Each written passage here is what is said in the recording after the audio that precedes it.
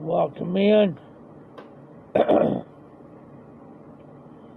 Currently I'm smoking the other Country Gentleman still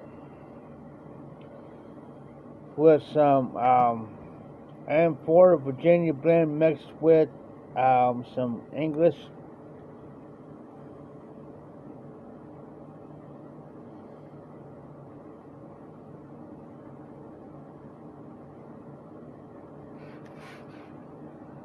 Yeah, I know I'm wearing my bibs in the same shirt.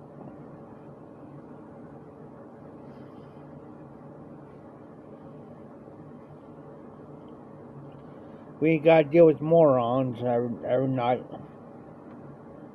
out here.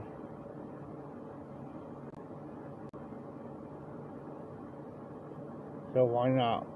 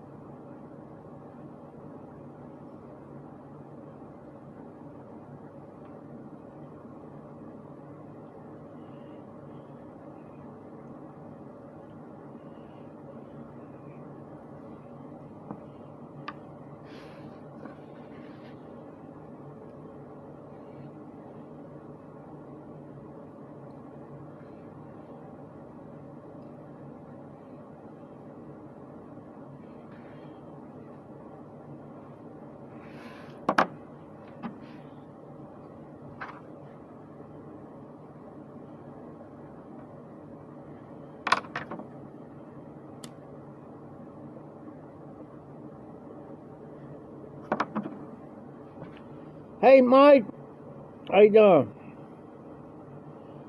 How you doing tonight? Yeah, I'm wearing the same outfit.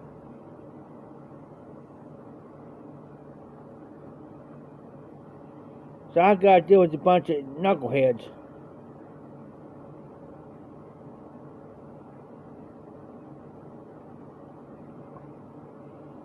Dark Lord.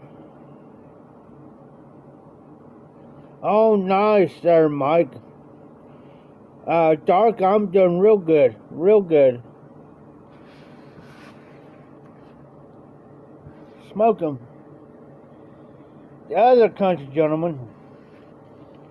with some Amphora mixed with Amphora Virginia blend mixed with English. It's all mixed in this. So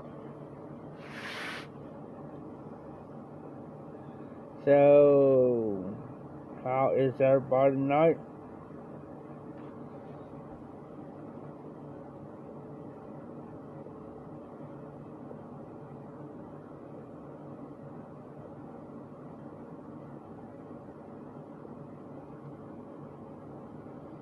I was smoking my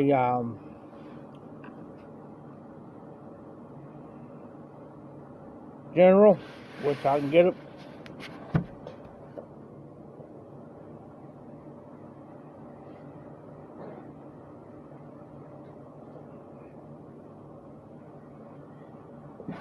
It was just that way.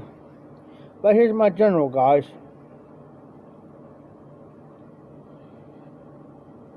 5 to 7 bowls already in this. I haven't smoked this much.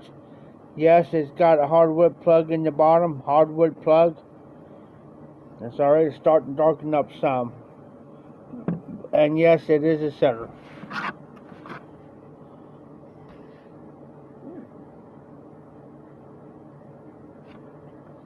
This guy done need supper not too long ago.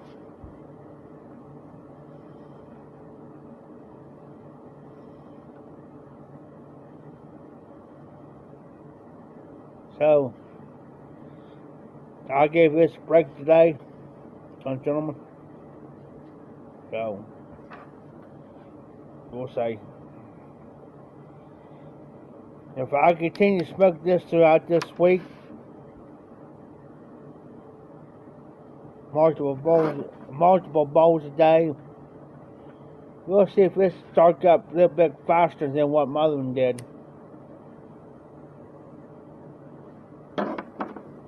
We'll see. Of course,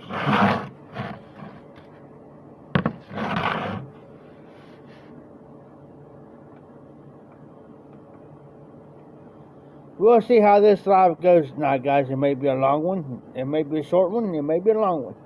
We'll see. We'll see how many comes in.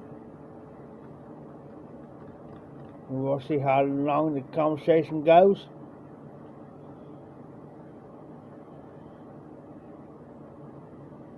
So I got a long week ahead. You know, I had the whole week off last week.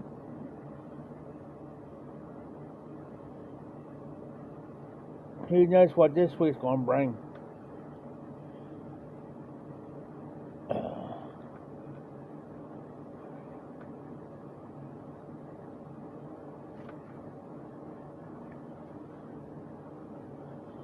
I was too last night. I was too busy outside last night. Mike.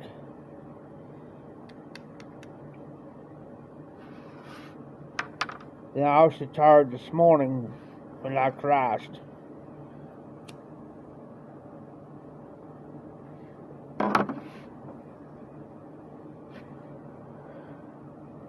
But all that me doing what I'm doing is all going to change this week. Hopefully. Well, between this week and the next couple of weeks. So that means I can do more lives. Be in lives.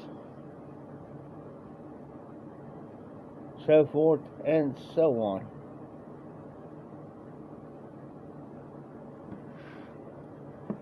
I didn't even make it on John's live last night. Didn't even make it last night because out here where I'm at, you never know what's going to happen from one minute to the next. I wouldn't say super busy, Mike, but things going to change to where I'm going to have more time for me here between next week and next couple of weeks. I'm gonna have more me time. Because see, Tim wasn't here all last week. None. Didn't see Tim or nothing.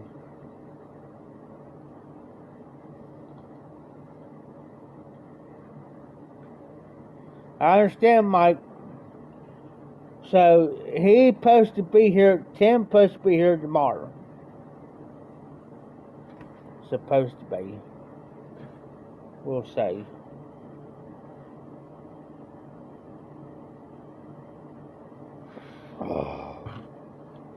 We'll see.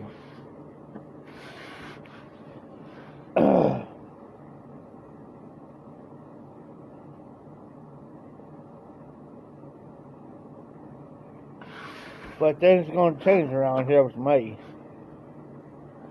I can't stay up till 3 or 4 o'clock in the morning.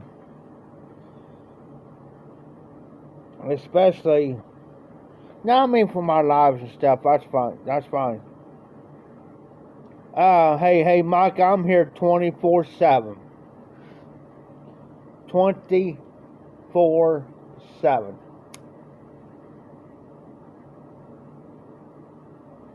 On the exception of, if I had to be somewhere. This here is pretty big because it used to be a bar one time. So, there is one stress relief off of me though. The 1965 Ford Mustang is out of here. It's gone. So that's one less stress off me. His boy came got here the other day last week. Drove back up to his dad's house. So that's one less stress off the back. But you still never know who's going to be casing. Even though the door's locked right now, somebody could be out there casing. Right now. Which I don't got a problem with that.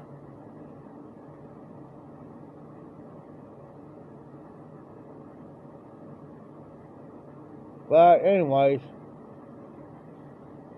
I've been enjoying my last week basically off. Enjoying my pipes, enjoying my tobaccos. Sitting outside in nice cool weather. Watch the TV.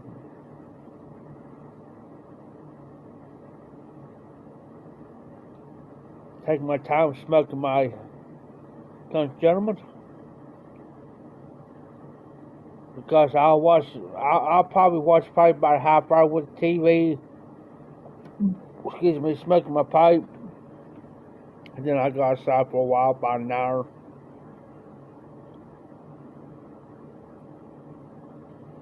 But I usually don't start drinking until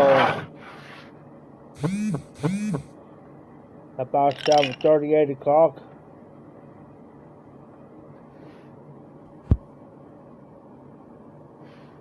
So,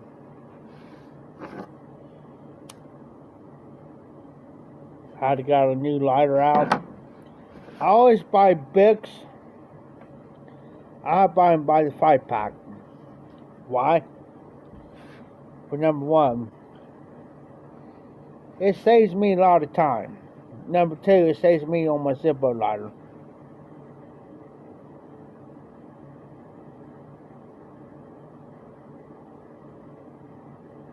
Which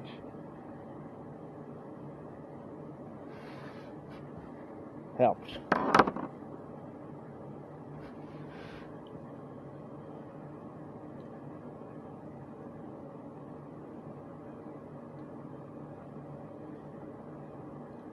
Oh, nice, Mike. I got a book I'm going to start here pretty soon.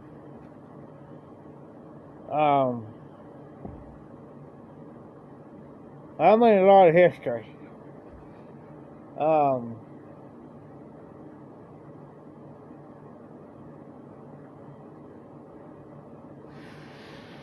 World War II.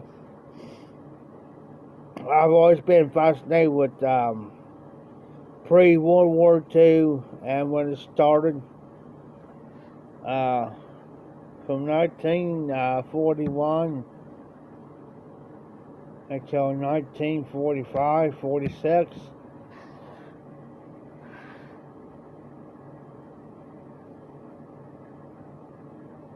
But there's a conspiracy theory on Adolf Hitler. And I'm digging into it.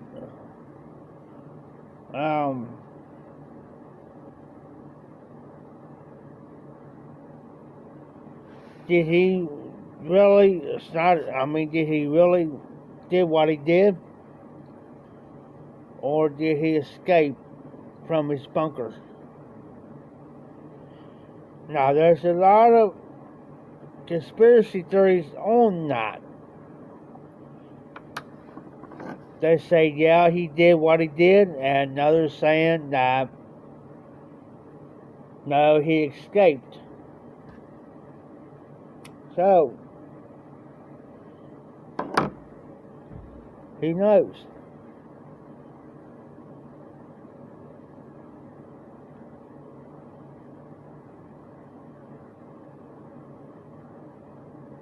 Oh, nice.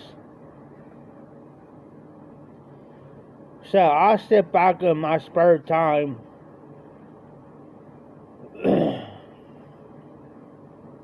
and there's a guy that brought in a bunch. I say a stack about this high of nothing but World War II magazines that belong to a guy he got every month. So, oh yeah.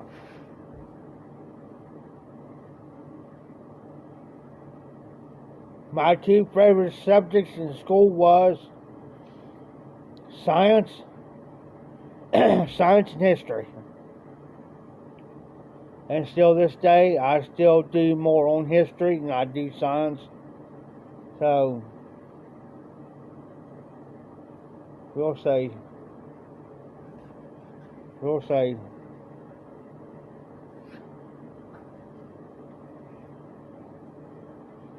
There was a program on TV that it was an actual series.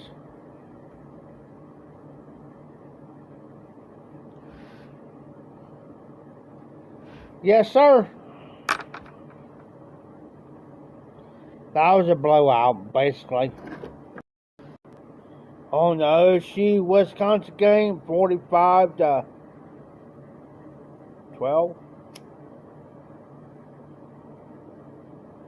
That was a blowout. And Wisconsin was always been the toughest team for Ohio State until this year.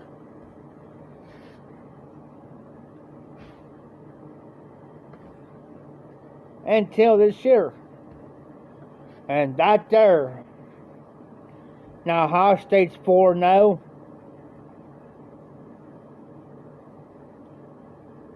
They were at number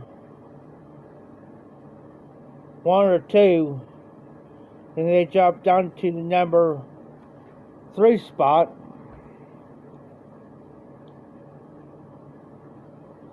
Yes, Mike, I get updates on my phone for the college games and NFL games, but I go more on college. Why I go more on college games than the NFL is because for the simple fact that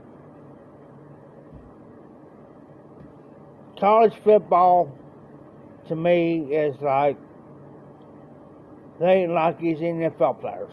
Like they're, I'm making this, maybe anywhere from $1.5 million to $4 million, $5 million. So these guys in the NFL don't give a crap. And there is Zippo 765. Derek. How you doing, Derek? Oh, better got my lighter.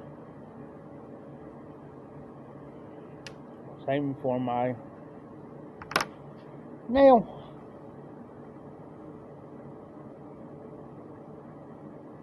Alright, Mike. You got yourself a deal.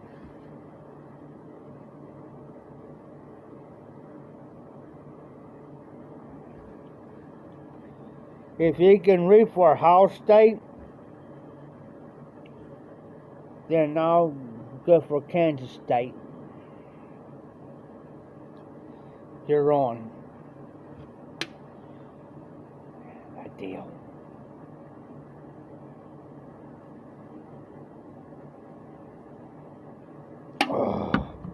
The only exception, when they played Wisconsin, Ohio State wore nothing but all black. It was a blackout. At the shoe. Blackout. That's the only difference about that game. I love it. And yeah, I'll tell you, I'm a Ohio State fan all the way. Been that way for years.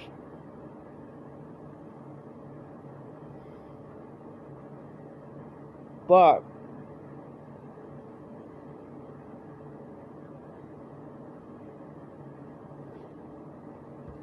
if you want my honest opinion about the NFL, my team, the Bengals, I know, between two teams, the Bengals and the Browns. And yes, I do have the Browns jacket. And majority of these guys in here are Bengals fans. And was, yeah.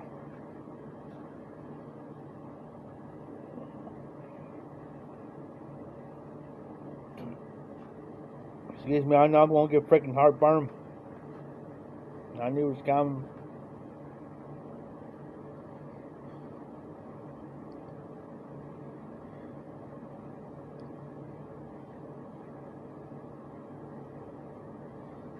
There you go. You see, and see, there you go, Mike.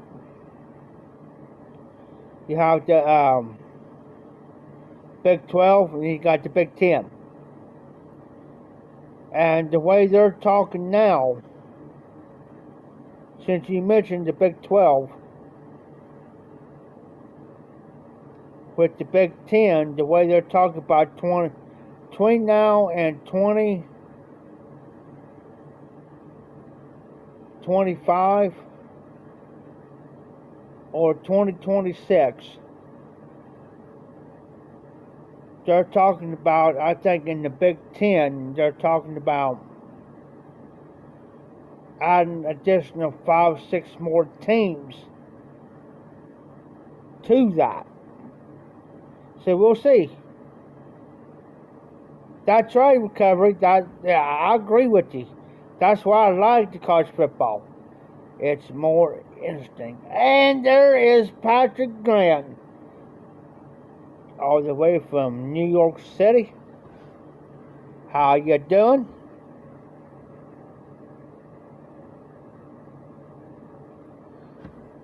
Now, Tom Brady, my philosophy is on him is this. When retirement, now he's come back out of retirement. Now, they was talking about him switching teams. He ain't switching. He ain't switching.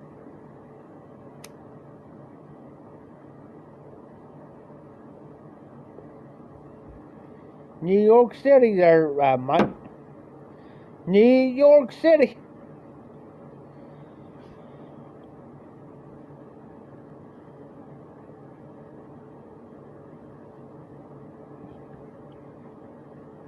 Recovery, Mike, don't hold your breath on that. Telling you, do not hold your breath on Tom Brady being this his last year, because you know why? Because number one, he's making too much daggone money. Look what happened to Brett Favre. Brett Favre came out how many times out of retirement before he finally quit? Think about it.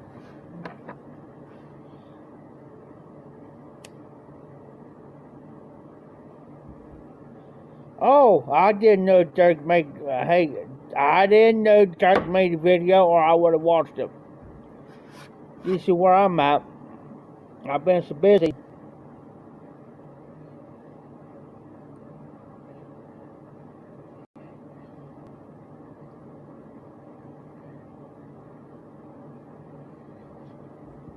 True.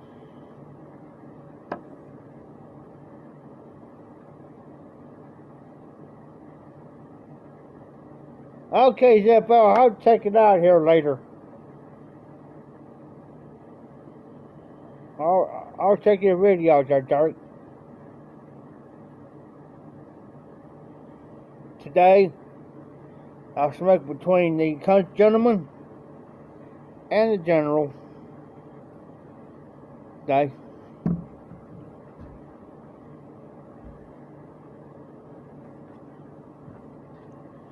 This is the only corn cob that I got the hardwood plug in it. Oh, nice, Mike. There you go. That's what everybody needs to do, is sub everybody. Not sub to them. I don't care if it's on your lives or anybody's lives, or you see somebody live and you see them, they make a video, whatever. Or you're not sub to them, sub them. Show the support. Show the love.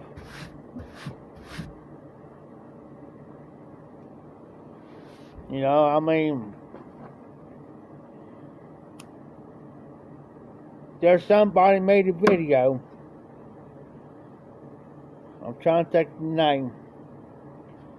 I just watched it here the other day.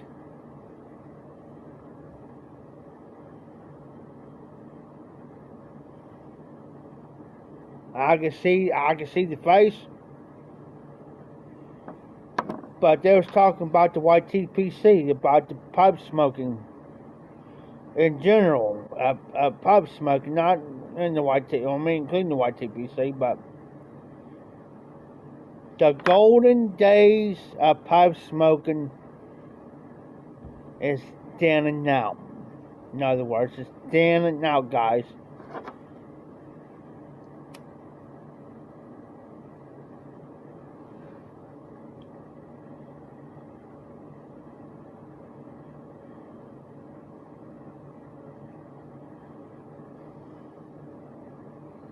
Oh no! Oh man, Zeppo, you still having trouble with that? Man.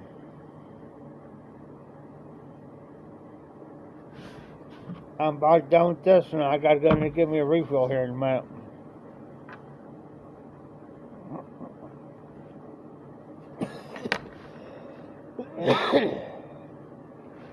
There is the outdoorsman, outdoor bar. Oscar, welcome in. How you doing?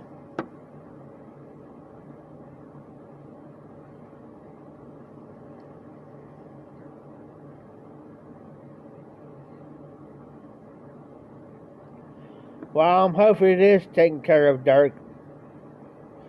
Hey, Oscar. I think I'm the youngest guy in here, I think. The youngest.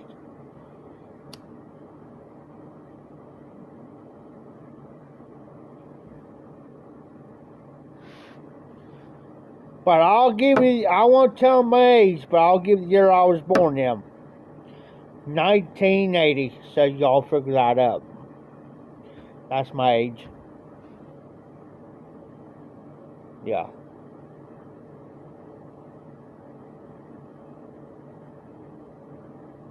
I'm still a young puppy. Still wet behind the ears.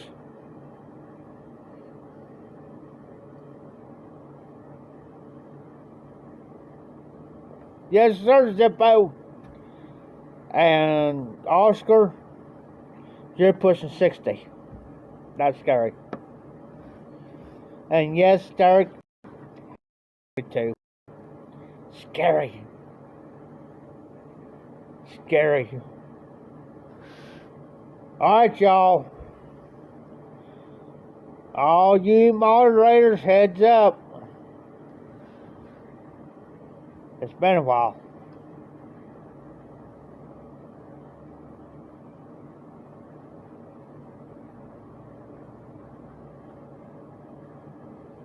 Well, Patrick, if I'm not on between now and Wednesday, then I wish you a early birthday, Patrick. So, see, if Patrick's, wait a minute, don't say nothing. Oh, I know how you will be, Patrick. Never mind, I ain't gonna mention your age. Take me a second. Dark Lord, you're younger than me? Say what? You're very welcome, Patrick. Dark Lord, you're younger than I am? Well, that makes me kind of special for a minute. That makes me no young puppy. Sheesh. That's right, Patrick. That's the way I look at it. I tell you what, I'm 42 years old and I got a body of a 60-year-old. Trust me. Trust me. I got the body of a 60-year-old person. With all the physical issues, health issues. My dog told me I shouldn't have the problems what I'm having now. You know what I'm saying?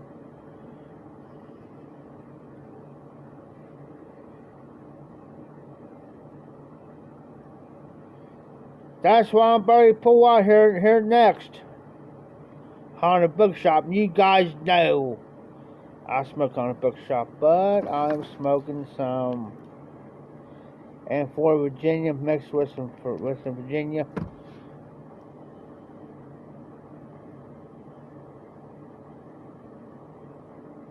But I do also got back there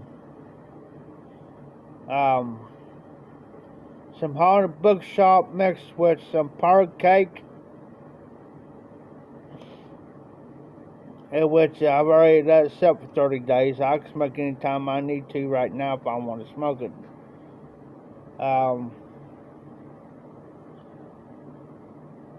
Haunted Book Partnership or something like that.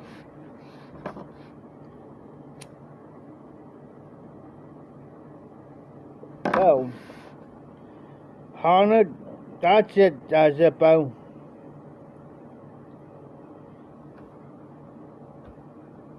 I just want to pull that out here in a minute. Or some parrot cake.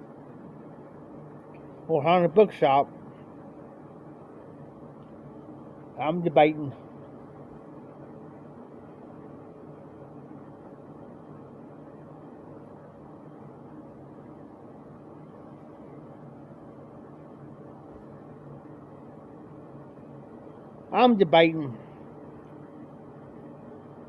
But I'll get, as soon as I have to go get a refill, I'll grab whatever.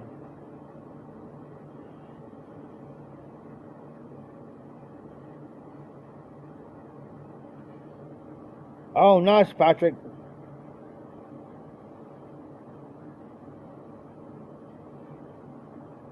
Haunted Irishman.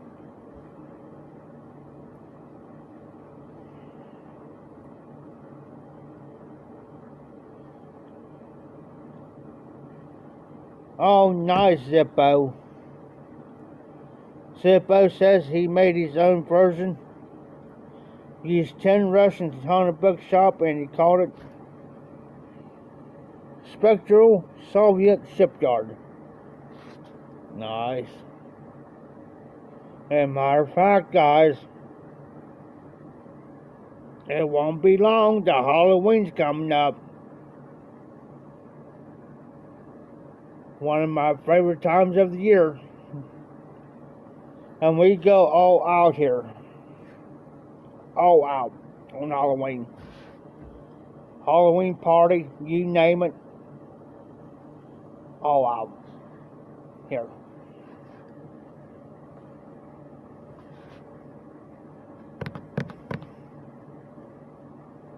I'm gonna give this pipe a rest.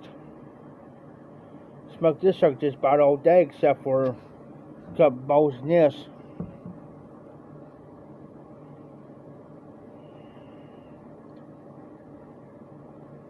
Morally the Miss.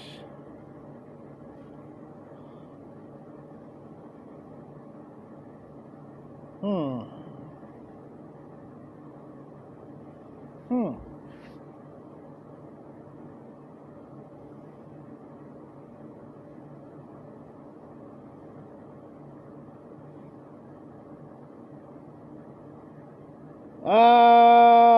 Mike, the last time I seen John's video was here the other day. She's doing a little bit better than what she was, the way I understand. As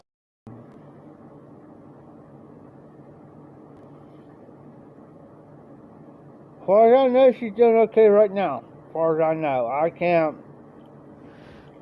elaborate on things because I haven't talked to John or anything. So I really can't. But I seen his video here the other day, his regular video, and also I seen it up on Instagram too, by the way.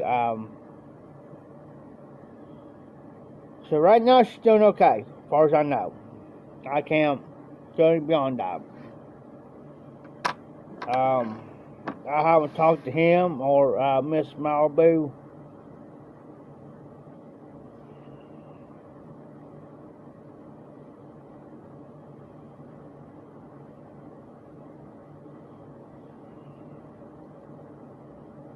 So I haven't emailed him or anything, or talked to him, or talked to him or Miss Albright up.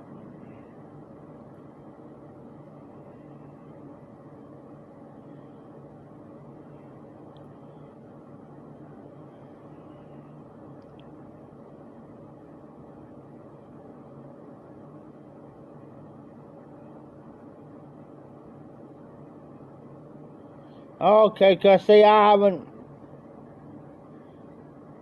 been watching all the videos here lately like I should. I'll get notifications on my phone, but I haven't. There's sometimes I don't got time to sit down to watch. Really. I'm gonna go back here and get me some haunted bookshop. Got my mouth watering for it now.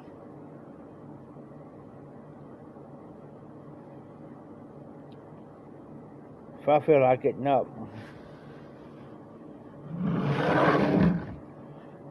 Just about done with this one.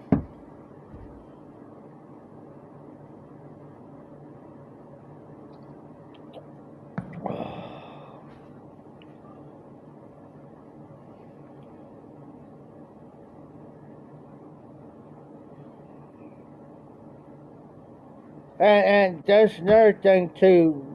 Thank you, Dirk, for reminding me of that. What's going on with YouTube, guys? I had to go back and resub a lot of people. Because I was almost at 480 subscribers. Now I'm curved back down to 466. So I lost probably close to 15 subscribers. For about 13, 14 subscribers. So I had to go back up and go back in there and see who I had to resub to, everything.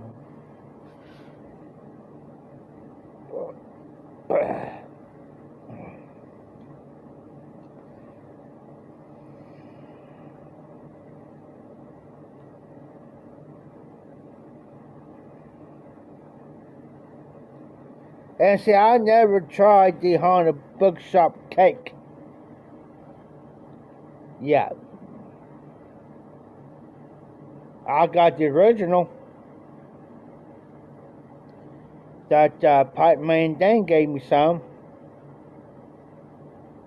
About 4 ounces, about 4 or 5 ounces of it. And I just got the regular.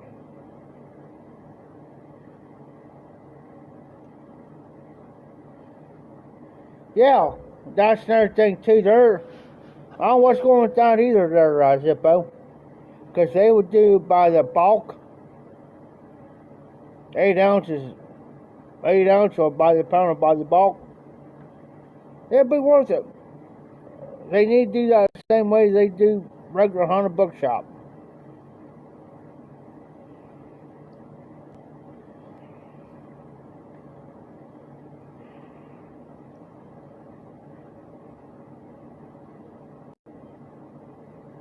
Okay, Derek.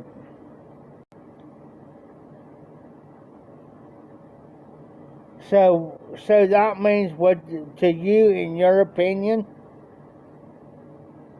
Do you think they put a little bit more Virginia in the cake than they would the original?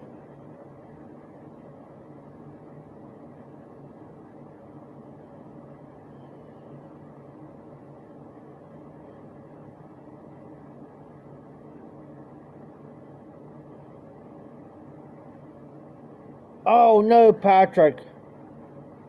Not Doc.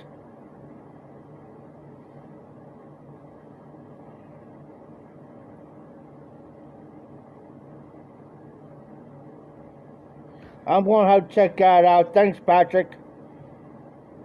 Thanks.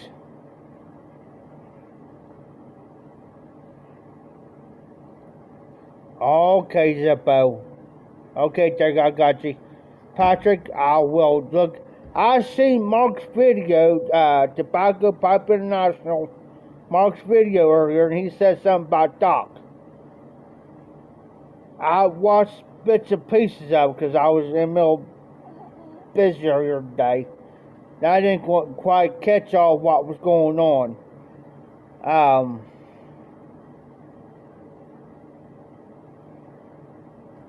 I'll check definitely out live tonight, Patrick. I appreciate you saying that.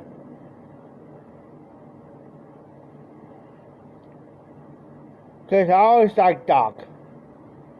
Always did. I always watched all his videos. Everything. Every time he posted a video, I get a notification I was on it. I watch him.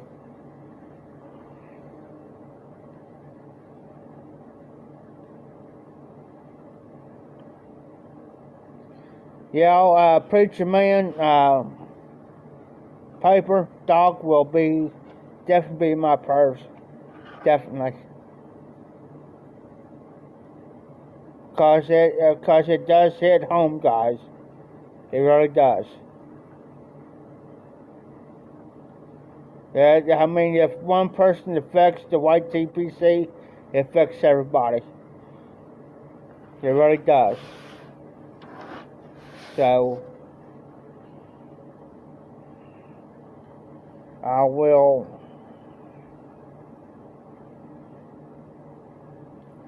All right, Derek. Thanks for stopping in. I appreciate you stopping in. It's been a minute. Well, I've seen you on the last live, but I know you've been busy working and stuff like that. Thanks for stopping in. Thank you for joining in and communicating. Be safe, be well. I know Mondays suck. Hang in there. It won't be for long. It'll be the weekend.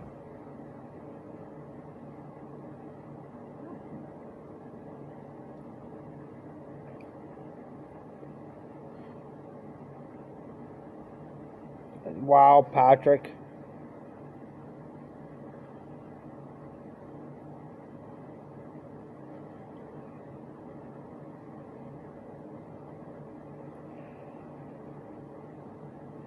Yeah, always be thankful, guys, for, I know, yesterday is the past, today is the present, tomorrow's the future. I've always said this in my lives. tomorrow's never promised, and you never know what's going to happen from one day to the next. So be grateful. Be grateful.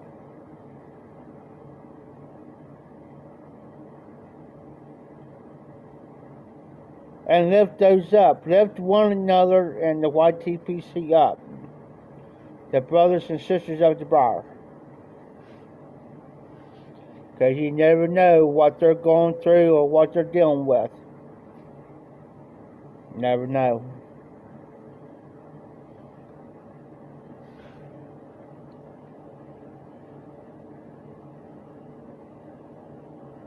Hey, anytime, Mike. Anytime, Mike. That's why I do these lives, guys, especially through the week. I try to do them every night, even though, like, except for Tuesdays, Fridays, and Saturdays, because I know Tuesday nights and Saturdays are John's time. Lamar brought up.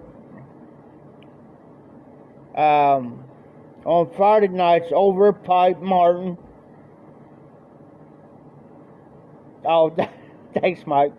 Of course, you guys know on Friday nights is over Pipe Martin. I didn't want to interrupt his live stream Friday night, but I had a personal request to do a live. Somebody texted me and asked me if I would be willing to do a live, so I do these lives, guys, for number one, is, you guys know, for number one, late nights like this, it gives everybody an opportunity to come on, talk, whatever, to chat, because be bored or whatever, don't got nothing else to do.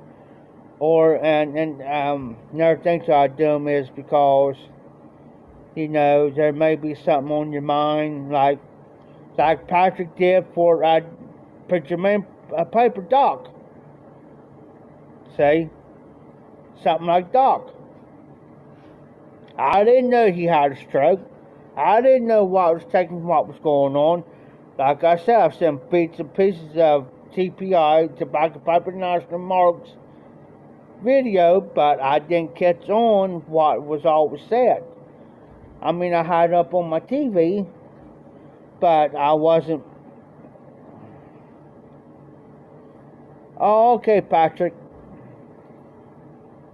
I just don't like interrupting other people's lives, really. Because to me, that's kind of what, to me is just, my opinion, is rude when they got their scheduled lives like that. And, you know, you convert to a live, you know.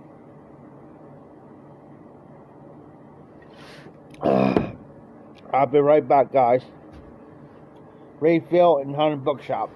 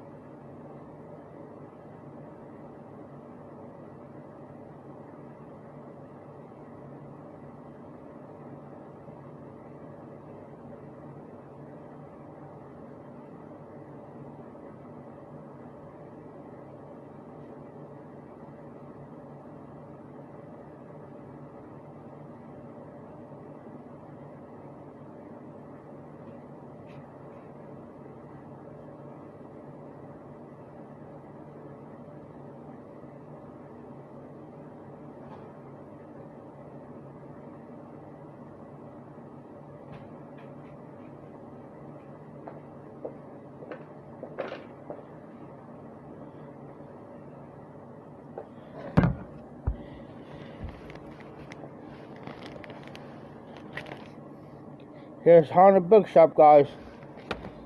I'm gonna smoke it in the pot. First off, I gotta clean this one.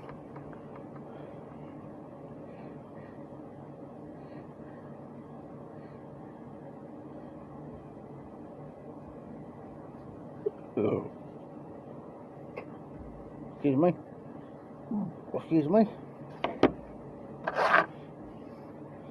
Yeah, I seen where Phil was doing live earlier, but I brought all 2 pop cleaners out just in case I need them.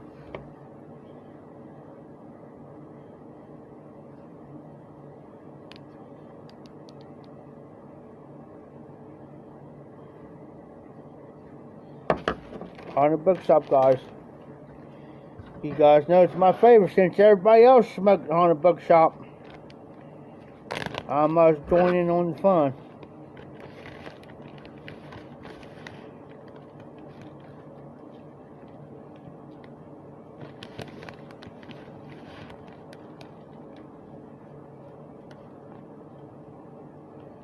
This here is, Recovery.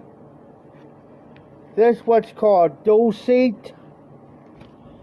Dual seat, it's a Conmoy second. Conmoy second. And it's shape number 212. It's Levat. It's a dual seat, Conmoy second.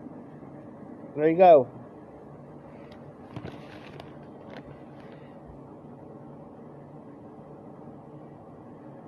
Yes, I agree, Patrick. The cobs I'm gonna have to bring all my cobs out and show you guys what I got. All my cobs. Of course, you guys know I got the Country Gentleman, actually 2 of these. You guys know I got my General with the stem. I love this stem. This about a half an hour to an hour smoke, depends on what I'm smoking at. And yes, I do got that too, Patrick. I got the pot shape. I think it's shape number 4. I'm trying to think off the top of my head. 495, I think it is. Matter of fact, I got 2 of them. Same stem. The one's got the stem on it. The other one don't, but same stem works on either one. Same shape. And they're dual seats.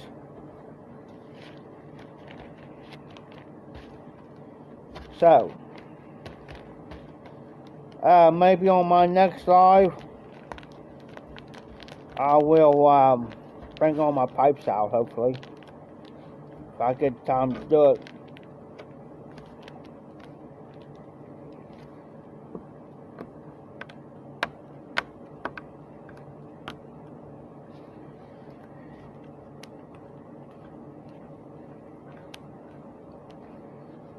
Oh, nice, Patrick.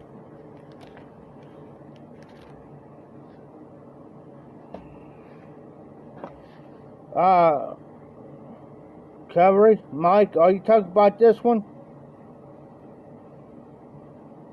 Are you talking about on this pipe here?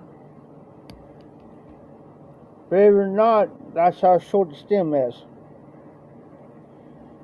I'll show you how short this stem is, guys. That's short.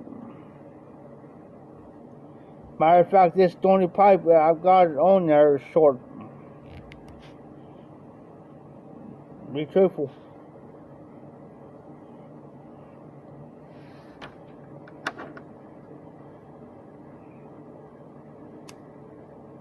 Excuse me.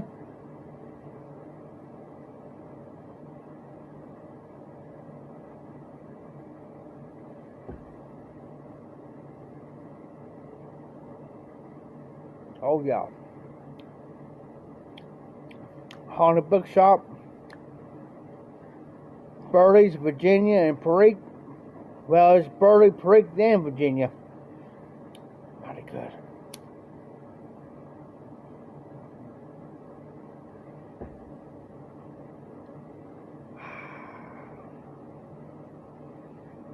See, that's one thing about here. We don't got enough pipe clubs up here. That's the sad part.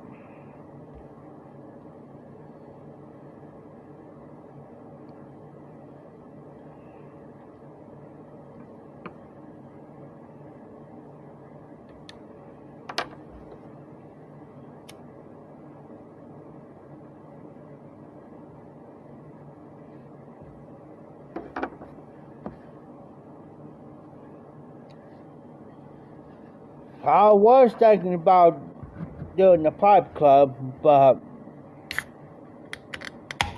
some of the guys live here in the Ohio. They live too far away, 3.5, 4 hours, 5 hours away. So, you know.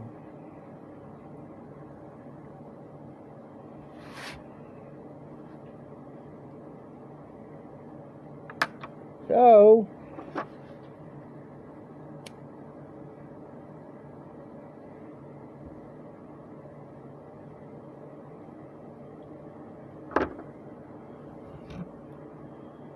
I'm just one man by himself, I guess.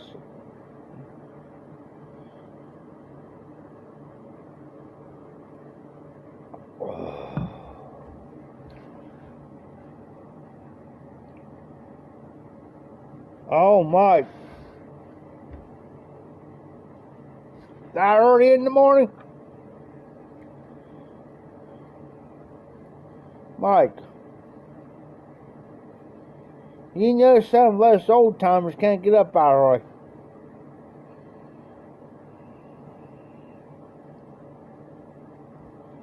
If I had to get up that early, about 6 or 7 in the morning, that means I gotta get up at 3 o'clock so my old Bill can warm him up so I can move.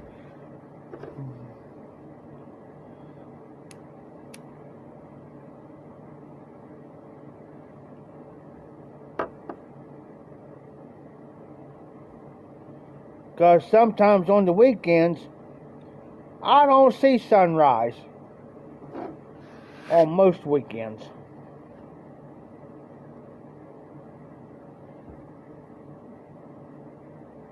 Now on Sundays, I'll see sunrise. Saturdays, I'll sleep till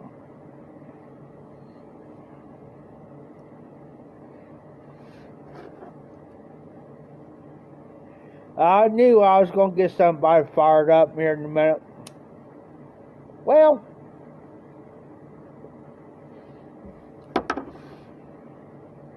I tell you what, this is what I do. This is what I deal with every morning, Mike. Every morning. I deal with Charlie horses and everything else, spasming my legs. Yeah.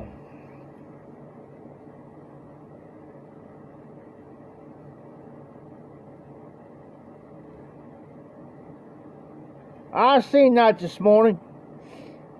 I got the notification there, Mike, since Patrick mentioned it.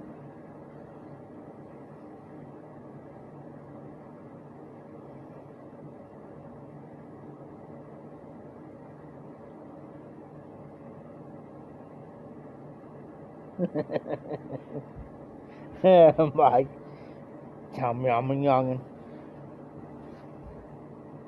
I'll trade you my disc disease, arthritis, Charlie horses, spasms that I can richly go through every morning about 8 o'clock every morning. Between 8 and 9 every morning.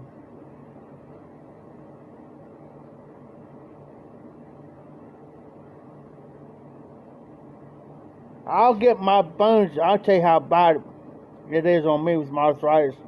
My bones and where my shin, you know where your shin is?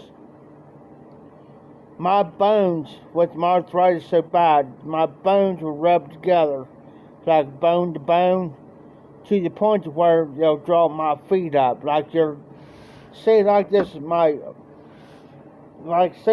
my first toe, your big toe, that's your balancing toe. It'll draw up like this. And then it's like the rest of my toes like here wants to draw in. But my big toes like this. That's every day. And that's on both feet. Both my sons do it. Because it's getting cold weather. And they'll stick up like that. And when I stand, it's like say, like this, the bottom of my big toe right here. It goes like sideways like this. Like it'll go sideways like, oh, I can't walk. And then I have to stand up and I have to balance myself. If I don't balance myself, I'll fall. If I don't.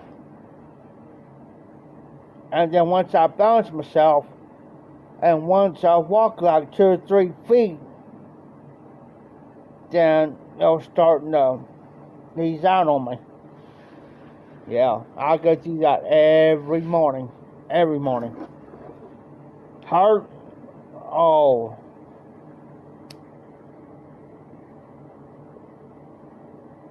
And to be honest with you, I'd rather be shot and deal with that.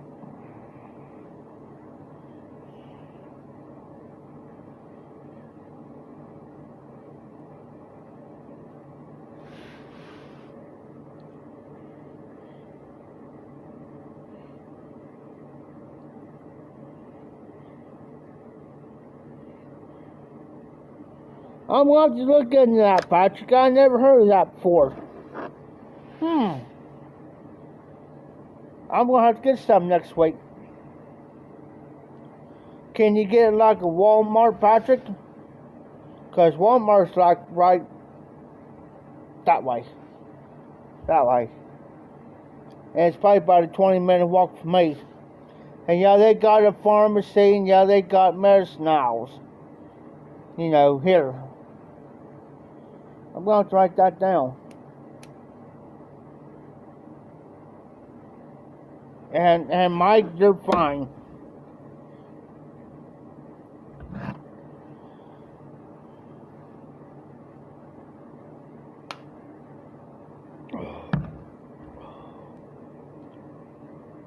Okay. We got a Walgreens, but that's for across town. But you know, here's another thing that helps me too, Patrick. Believe it or not, you ain't gonna believe this. I tell you what else it helps me. Pickle juice. God's honest truth, pickle juice also helps me. I could drink, as long as I drink like a, here, I'll show you what I'm talking about.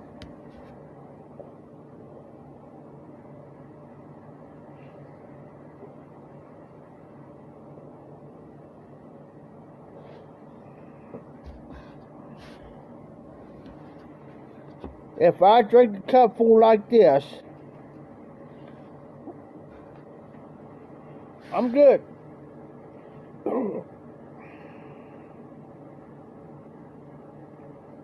Okay. Well, here I gotta go to a friend's house, take a shower, or whatever. There's no showers, nothing around here in the building.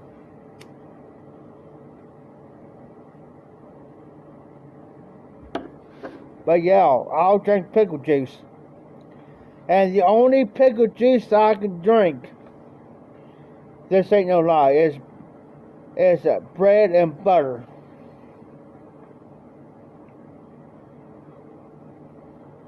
Mike, it helps out with a lot of things. It helps with my, it helps with muscle spasms,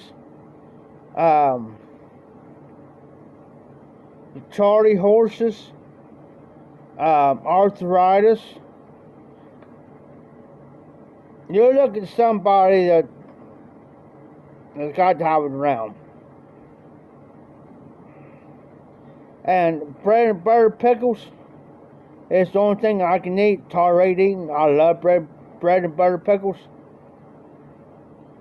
I don't like the dill pickles. I don't like any other pickle but bread and butter. And drink the juice. That's why every time a friend of mine brings me some bread and butter, pickles, they bring me the big jar. You know, the big jars of pickles? Well, she's got to bring me a big jar of bread and butter and pickles every time she comes around and sees me. Here, Jeff, here's your big jar of bread and butter pickles, son. Alright, because she knows what I'll use it for. And I could drink about, and I'll take me a fork, big old fork, and I'll drop about 4, 5, 6 slices on the fork, and I'll sit there and I'm eating them. And then I'll get me a coffee cup size like this here, and I'll drink like about 2 to 4 glasses of pickle juice. But I'll get those pickles down so far before I drink the juice. I'll drink me about 3 or 4 glasses before I go to bed. I might pee a lot, but hey, I can sleep at nights and get a good night's sleep without getting the Charlie horses, muscle cramps, especially my calves, my feet, my bones, my arthritis, my bones rubbing together, my disc disease that I got. Oh yeah, it's on. I'll sleep like a baby. But if I don't guard, I suffer. What the cold weather is now, I got my long sleeve on, and I'm telling you, my back's right where my spine is. I'm hurting a little bit, not bad, but it's just like a little throb. Typical. Ain't nothing new. Hey, it's the way I look at it, guys.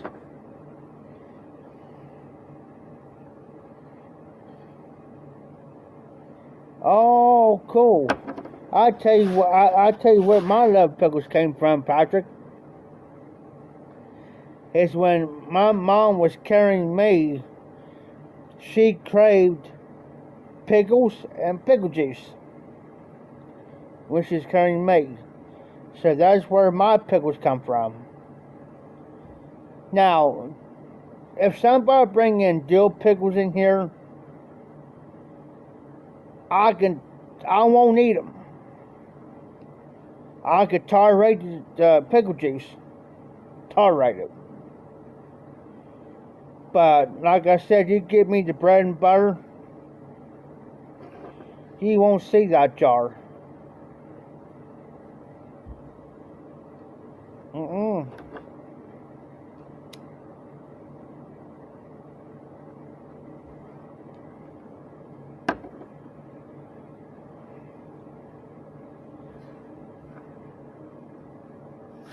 And I could tell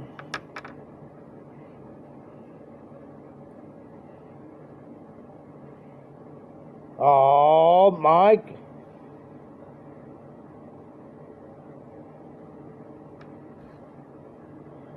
Mike, man, you're gonna have a little powwow. I will convert you to bread and butter pickles before the year's out. I'm telling you. I will convert you.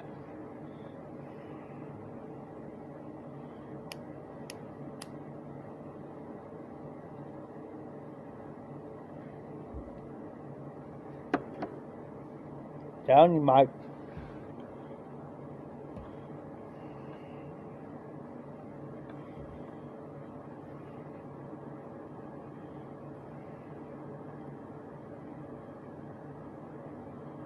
Now I love smoked salmon.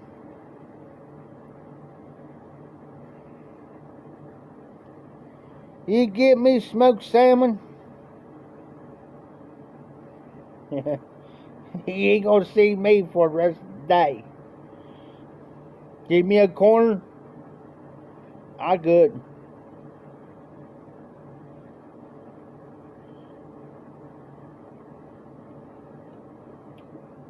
It's like my steaks. Give me a steak, medium rare steak, we good. We talking. If it does go moo, we ain't talking.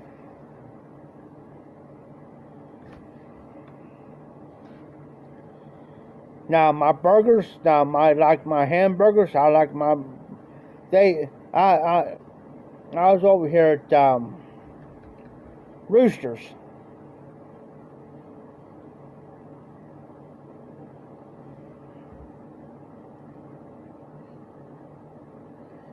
Mike, did you get gout?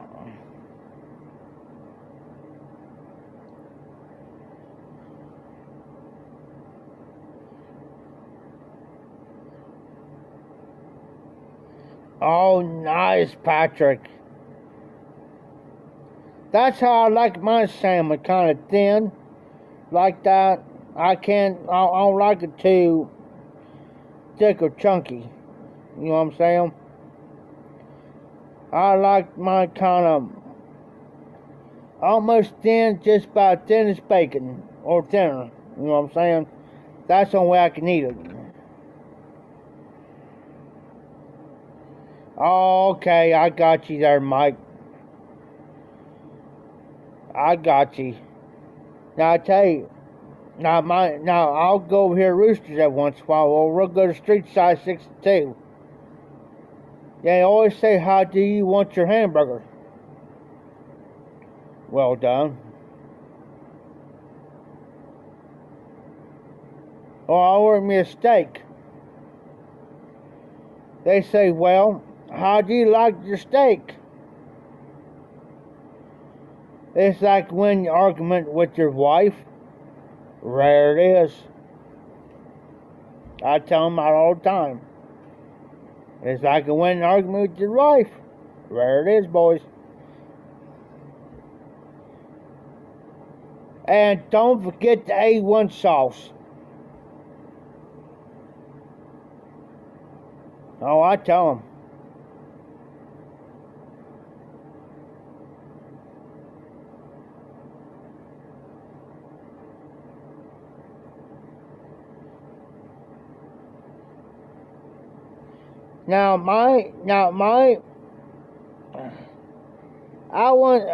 I take back my steaks. I'm like you. It has to be medium rare on my steaks, not rare, medium rare. I apologize on that. Now my burgers, every once in a while, I can't do, and I can't understand. Now my hamburgers, I got to have well done. My steaks, medium rare with A1 sauce. Now I tell them, you better bring my A1 sauce. I ain't gonna touch it.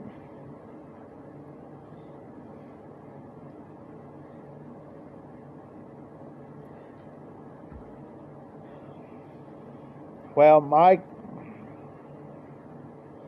it's dead. Mike, yeah, it's dead. It's been processed.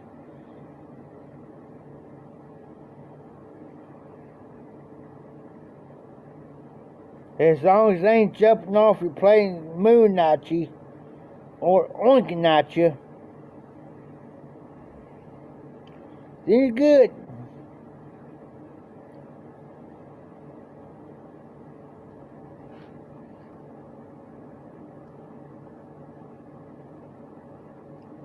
Oh, well, bless you, Mike. Hey, Mike, hey, I will let you know if you got my email, Mike. Give me about a couple weeks. Give me about a couple weeks, Mike, and I'll let you know. Trust me. Because I'm going to tell Tim, hey, Tim, I'm going on vacation. Where you going? I'm going to Texas. That's where or Arizona, I think. Is that where you're from, Mike? Arizona? Or Texas? I think you're from Arizona. I'll tell him, I said, I'm going to Arizona for about a week.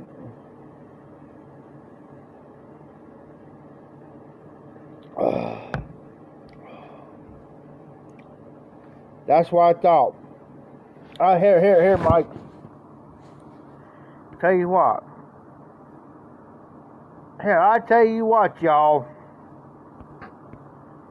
I'm gonna give you my email address.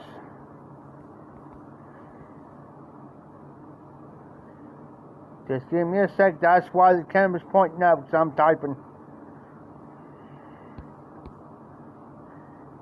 And Mike, I'm pretty sure I got your email, but I want to be up on the safe side.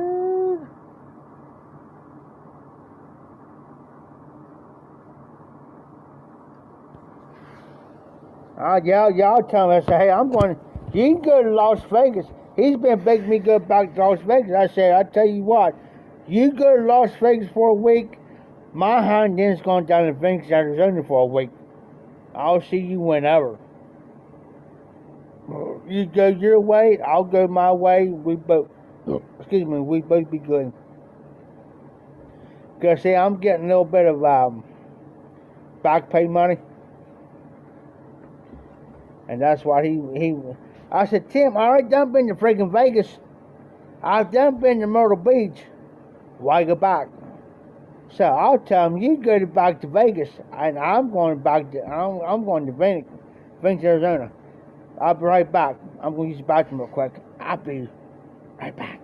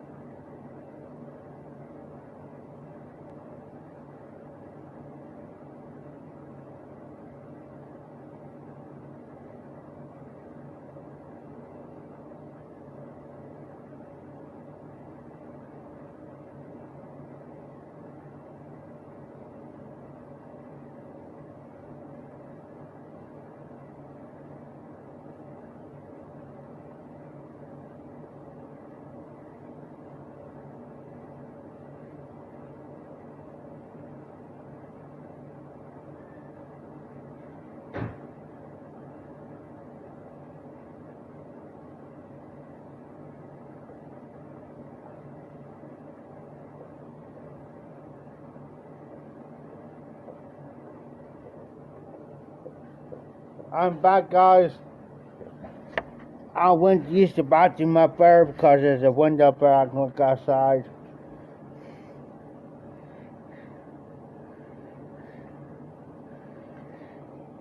Oh, I love sushi. Did somebody mention sushi?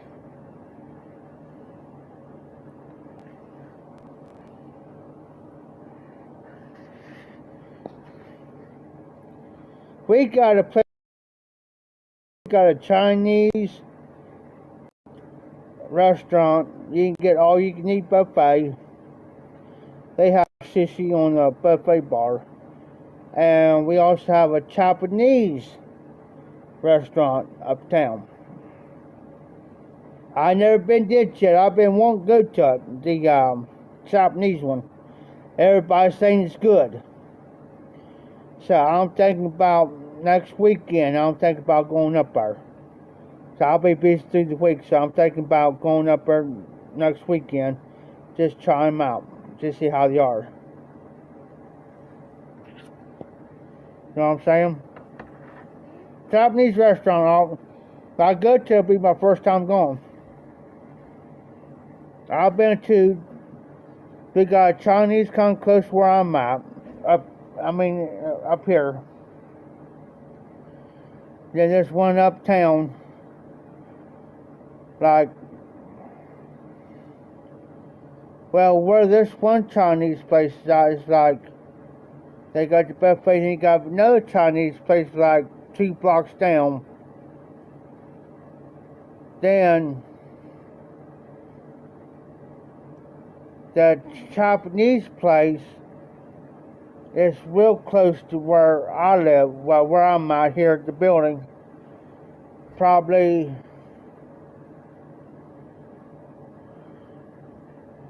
I would say, if I walk from here to the Japanese place, I'd say it probably would take me about 25 minutes, about 25 minute walk. If that.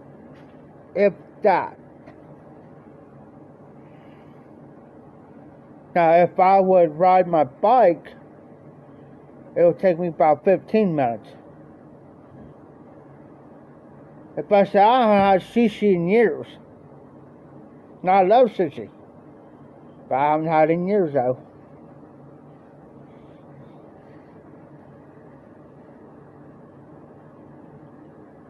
It's like, we got like 2 Chinese restaurants here in town. Well, one's a restaurant and one's more of a take-out place. You know what I'm saying? It's like a take-out. You go and order and you take it out. We got 2 Mexican restaurants. One right here by Walmart, which is right across the road from me here. About a 20-minute walk. About a 15-minute walk.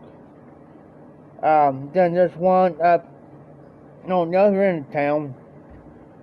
And I've ate both of them. And which one do I like better? I like the one over here. As far as the Mexican food goes, I like this one over here better. Over here.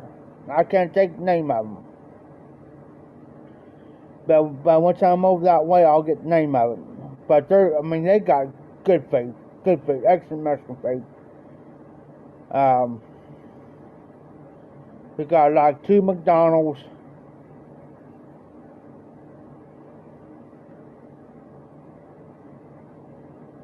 Like 2 Mexican restaurants, 2 Chinese, 1 Japanese.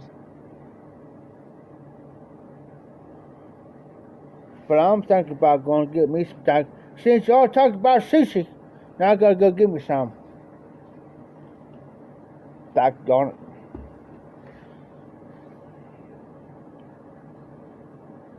Now, the Chinese restaurant does sushi.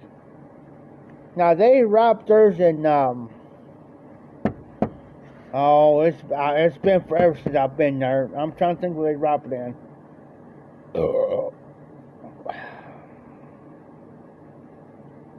I wouldn't say cabbage. Or something else they wrap it in. I told a friend of mine, I said, hey, try that. And I know what it was. He said, what is it? I said, just try it. I had 2. I got 3 of them, and I gave him one. Try one. I think I might have been it, Mike. Not seaweed, something like seaweed, but close to it.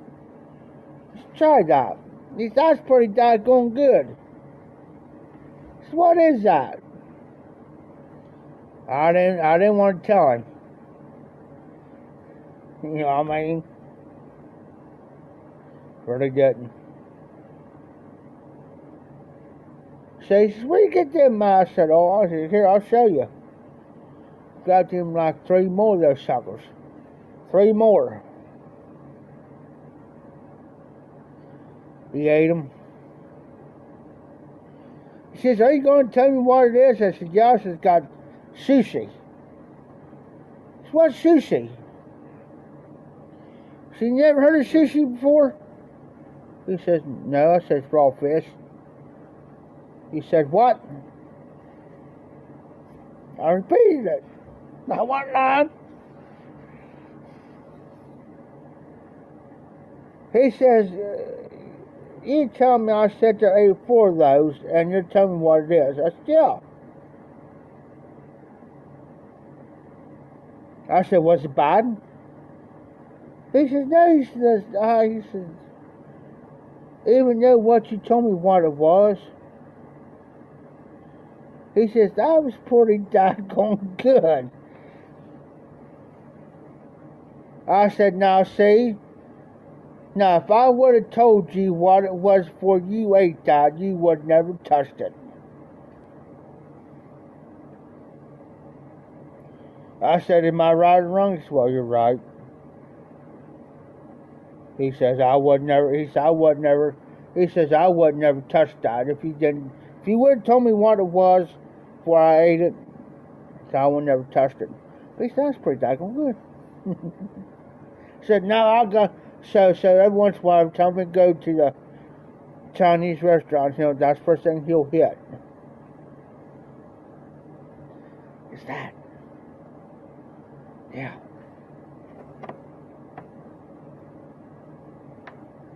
You ain't gonna know what it's like till you try it.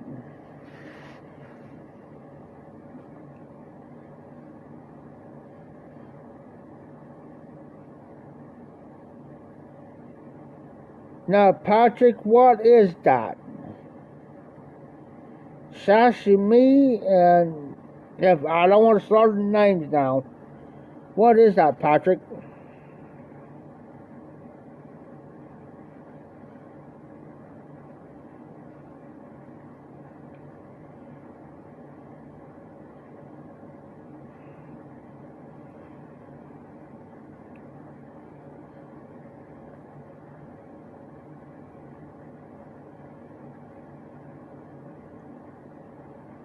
Now, you give me... Now, I'll tell you what I like, Patrick. Now, I know what you're talking about, mackerel. And the only mackerel that I'll eat is out of a can. But I only ate it the way my dad made it out from the can. That's when I'll eat it. And this day, I'll make it the same way he makes it. That's the only way I'll eat mackerel. And the only thing you need is like a Ziploc bag like this. I'm just using this Ziploc bag. Put your regular crackers in there. Crush them up. Crush them up. Take your can of mackerel. Put it in a bowl. Then, crack you an egg. One egg. Take your crushed up crackers got in the Ziploc. Put some in there and mix it all up. Now you might have to use a little bit more depending on how much you got in there. Because you want it to stick. Then,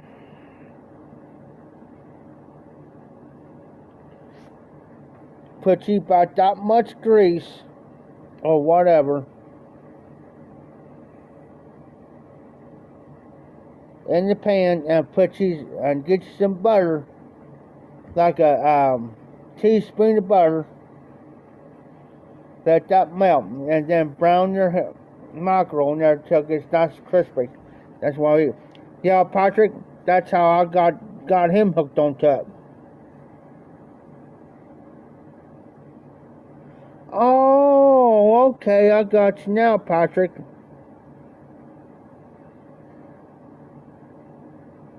Okay. I'm gonna have to try that. If the Japanese place, because I'm planning on going there this coming Friday, coming up. Or sorry, this coming Friday. If they sell either one of those, I'm gonna have to write it down. If they sell that, either one of those, I'm getting it. I'm gonna try it. If I like sushi and stuff like that, then I'm gonna like that.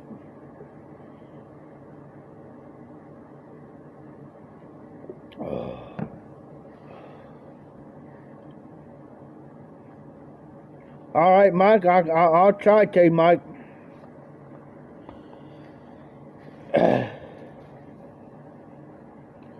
But what I'll do is I'll do a regular video ahead of time.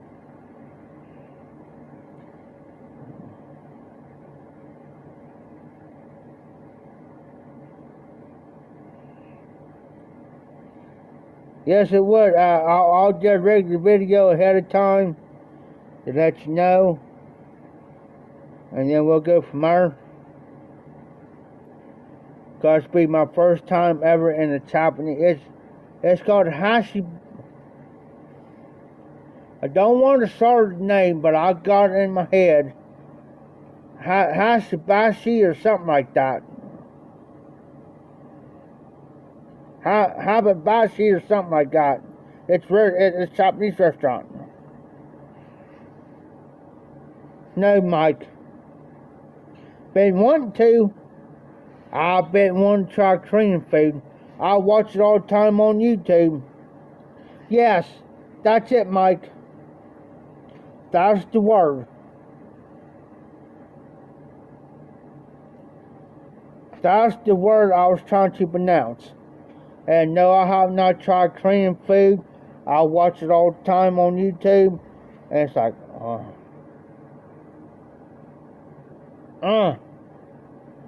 But I tell you, there's a couple things. Well, there's one thing I will not touch. It's octopus.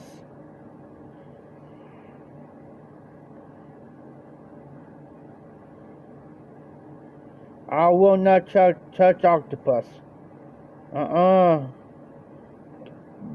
Anything else, I'm good on. Except for that. I'm good. Yeah. Because I'm a type of person, I'll try anything once, but I'll tell you ahead of time. Don't serve me octopus. Because it ain't because I'm not scared. It's the way my throat is. And my neck, my throat. Because they're suckers.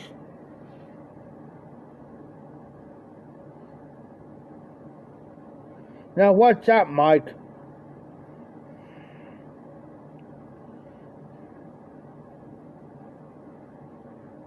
No, because I have trouble with my throat a lot.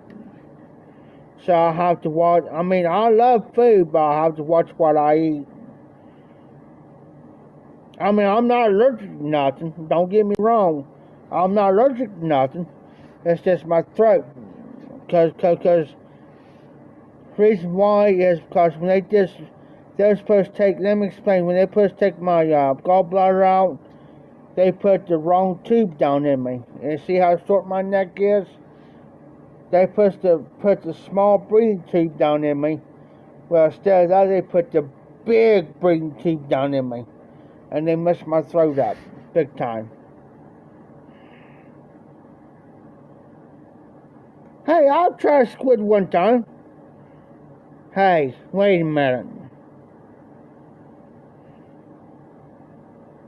Are we talking about the same Squidward off of SpongeBob SquarePants? Or it's just squid?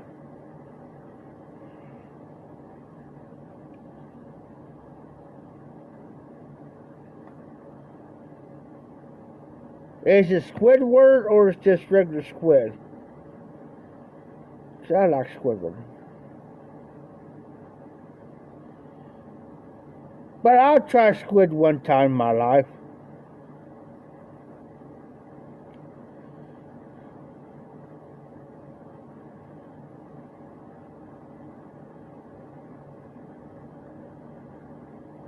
I know, Patrick. I was just messing.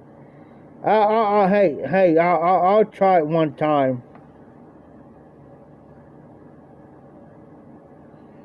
Now squid, I'll try one time. I'll try soup, whey, and fried. But if it's fried better, I've eaten fried better that way, then I'll go that way. You know what I'm saying?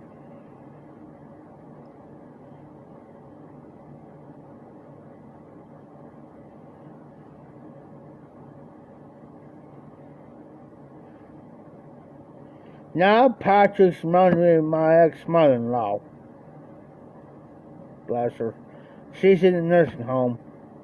As far as I know, she's still living. Bless her. Say, she should be pushing 90.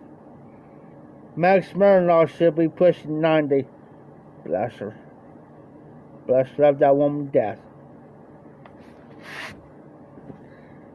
I gotta go see her though.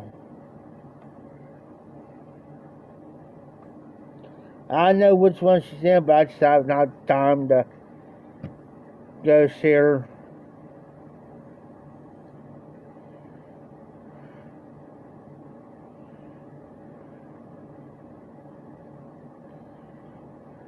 Great woman though. Anything she needed done, she'll say, "Hey Jeff."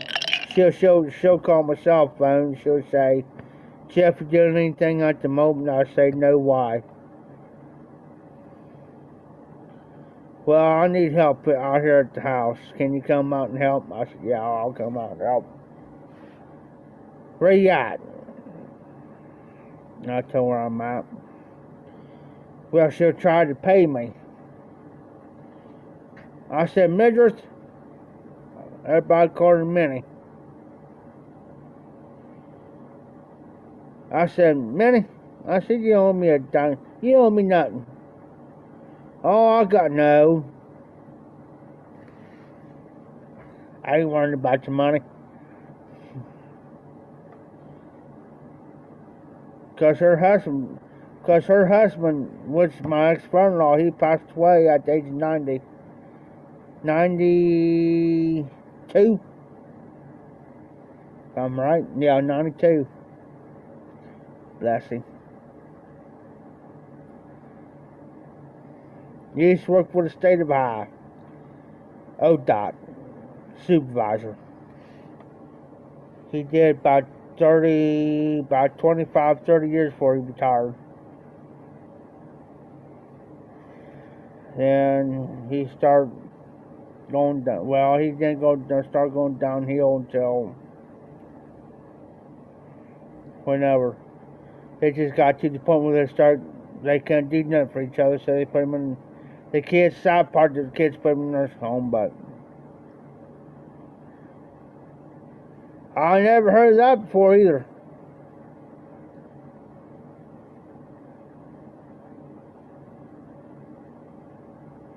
I had 2 brother-in-laws and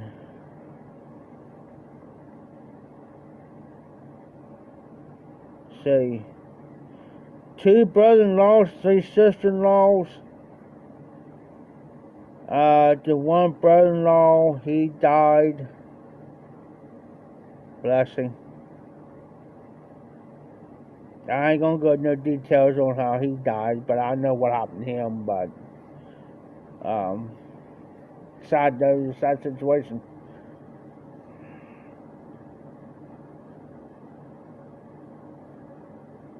Oh wow, wow, Patrick.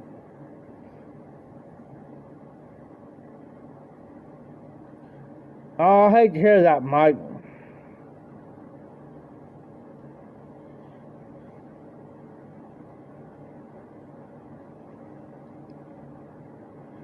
Now, every once in a while I see my ex-brother, once in a while. Every so often. He gives me fits. And you know what? And Patrick, don't take me the wrong. Patrick, when I say this, do not take me wrong. I was the first person in my family to break the racial barrier in my family.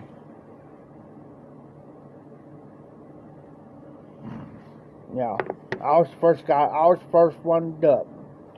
And then turned around, my brother did it.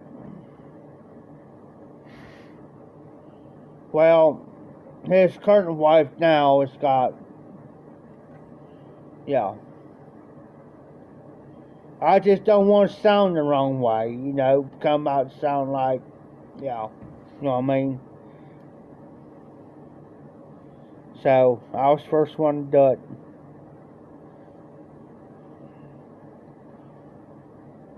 That was my second wife. That was my second wife. And that's what I was talking about. My ex-brother-in-law passed away at 92. And my ex-mother-in-law, she's still in the nursing home up here. And she's almost 90. Bless her hearts. Bless them. Love them to death. I still love them. If I go up there right now, she'll probably be took to death to see me. Because my family, don't get me wrong, I mean, my dad grew up in the neighborhood that they was like the only white family in the neighborhood when he was growing up. So it wasn't like my dad wasn't racial or anything. It's like he went to their house and ate. You know what I'm saying? You know what I'm saying? He went to their house and ate when he was growing up, especially being a kid and teenager. He went to their house and ate. They treated him like he was his own, like one of their own kids. He used to tell me stories. Yeah, I went to Coleman's house and ate, and I went to McCoy's house up here and ate, or son's house also. It's like, or they'll come to our house. You know, it's like, my dad was like, you know,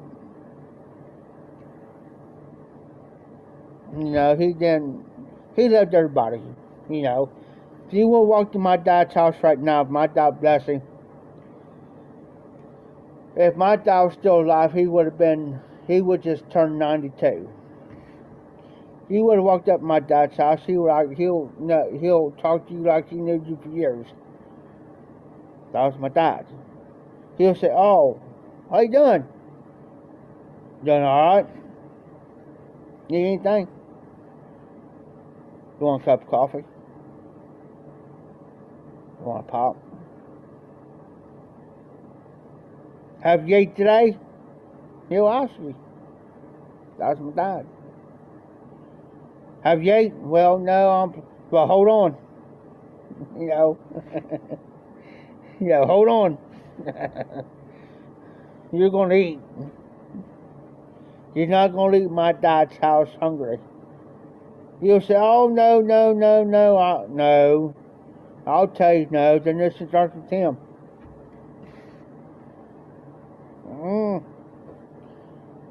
You're going to lose.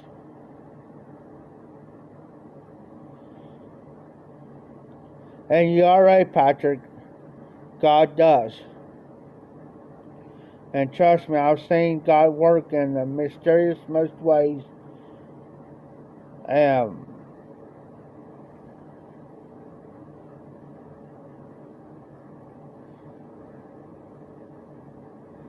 Yeah, it's like my dad was one of the coolest.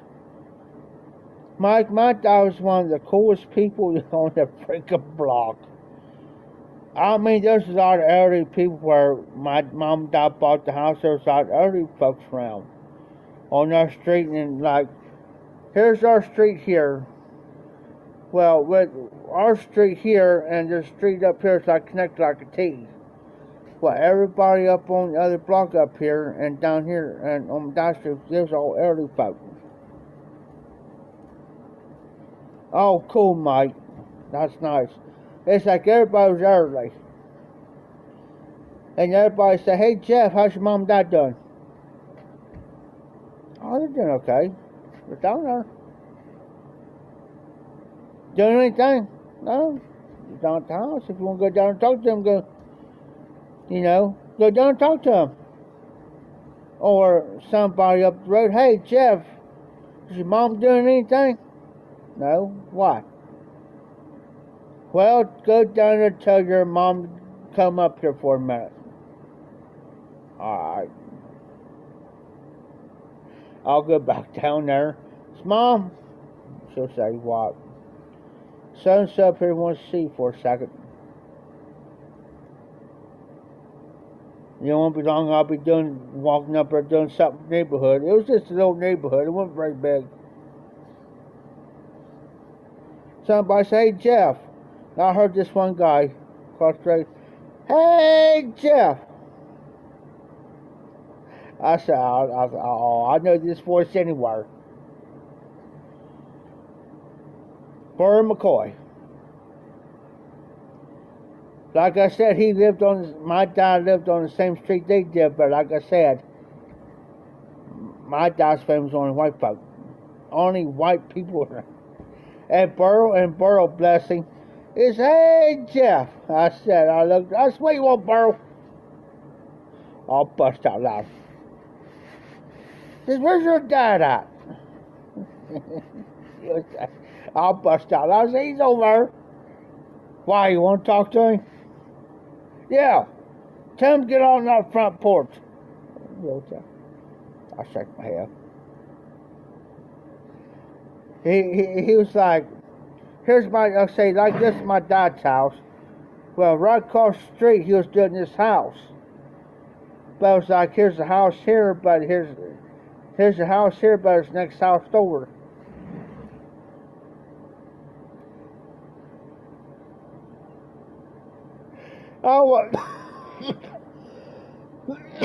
I walk in the house. I said, Dad, it's what? There's somebody out there that's hungry for you. Burrow. Blocking this camp.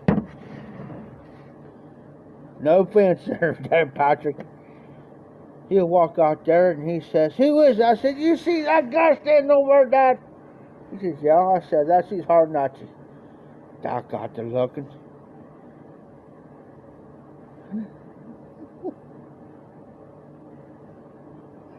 Down hard. Burley! He says, Burr McCoy, is that you standing over? Burr Hardback, yes, sir. Here comes Burr. Come across. People. He'll come across the freaking yard, man. And he's the only guy, rest guys, and he's the only African American in the whole neighborhood where we was at. Dad looks at him. He says, Burr, he says, what in the name of God are you? What in the world are you doing on this end of town? You know you're in the wrong section. Dad tell him. He says, Burr, you're in the wrong territories. He said, oh, I'm doing this house over here. They always call my dad Hank. My dad's real name is Clarence, but always call him Hank. He says, now, Hank, he says, now, I'm doing this house over here. He says, you see all those white guys over there? That's what he'll say. I'll sit there and he says, now, Burrow. He'll say, now, doggone it. He says, now, you can't talk like that around here. Well, him and Dad about the same age. Well, I wouldn't say about the same age, but Burrow's a bit younger than my dad. He's not Burrow, not doggone it. And I'm sitting here just to bust out laughing. I said, this is going to get good. Well, I'm doing this house over here, and Burrow McCoy was those type of people. If you work for him, there are several things he could not do while he was on the job. He did painting, like outside painting, inside painting. Number one, you could not cuss. You could not cuss on the job. Now, if you was off the job, that's fine. Whatever you want to do, that's on you. You couldn't smoke while you was on the job. Not even a pipe. That was a no-no. Couldn't drink on the job.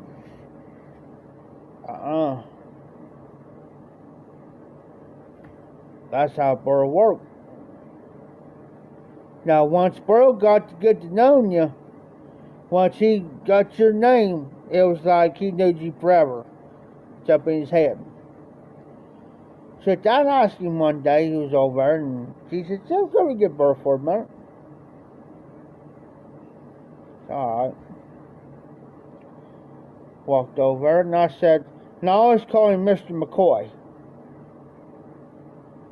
because that's where I was raised. You treat your elders with respect. You call them, like Patrick, I'll say, Mr. Graham." That's how I did Mr. McCoy. I said, "Mr. McCoy," I said, he knew who I was. I said, "Dad wants to talk to you for a minute." "Your dad wants to talk to me to me?" And I said, "Yeah." "Do you know what it's about, Jeff?" I said, "No, Mr. McCoy, I sure don't." He looked at me and says, "Jeff," he says, "you don't have to call me Mr. McCoy. You call me Burl." "Yes, sir."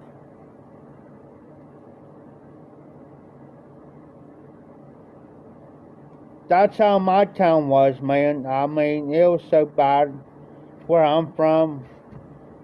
It was like, I was raised, this is how I was raised, guys. We didn't look at the color of your skin. We looked on the inside of you. We didn't care if you was black, white, purple, polka dot, pink, purple, yellow, whatever. We didn't care. That's how my mom and dad was. Well, of course, and then, well, the rest of my family, they wasn't like that. They just, if you was a different skin color, they'll call everything in the book. But my mom and dad wasn't like that. So Burl walks over to the house, and Dad was sitting outside, and he looks at my dad, and he says, "Hank," he says, "I heard that Jeff wants you to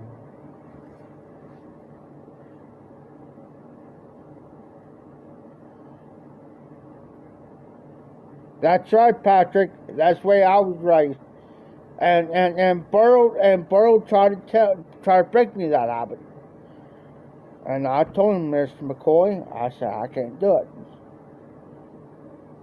I said, "You want me to get my hide skin?"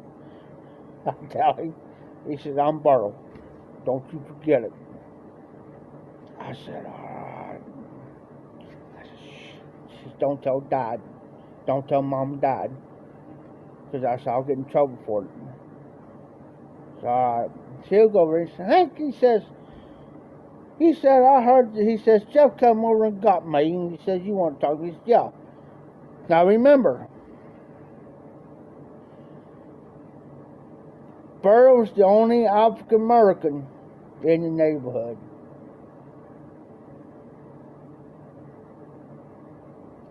For real. Cause I can't that car.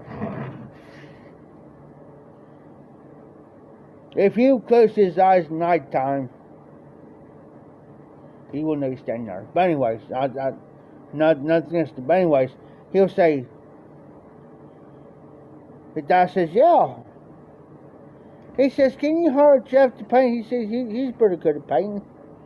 He says, "Can you hire him to do it like, not a big painting job, but like a small painting job, maybe a little room, like a room or something, or do touch-ups or something?" He says, "Well, yeah, I'll hire him."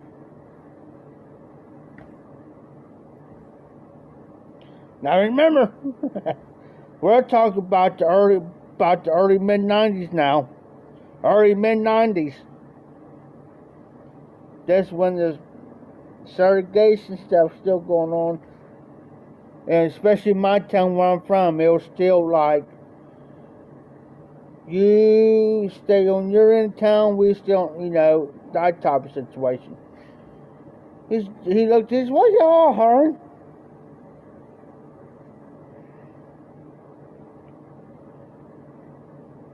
He said, I'll hire him right today. He can come over and work today for me. I'll give him all them jobs where he can touch up, paint or whatever, the paintbrush, whatever.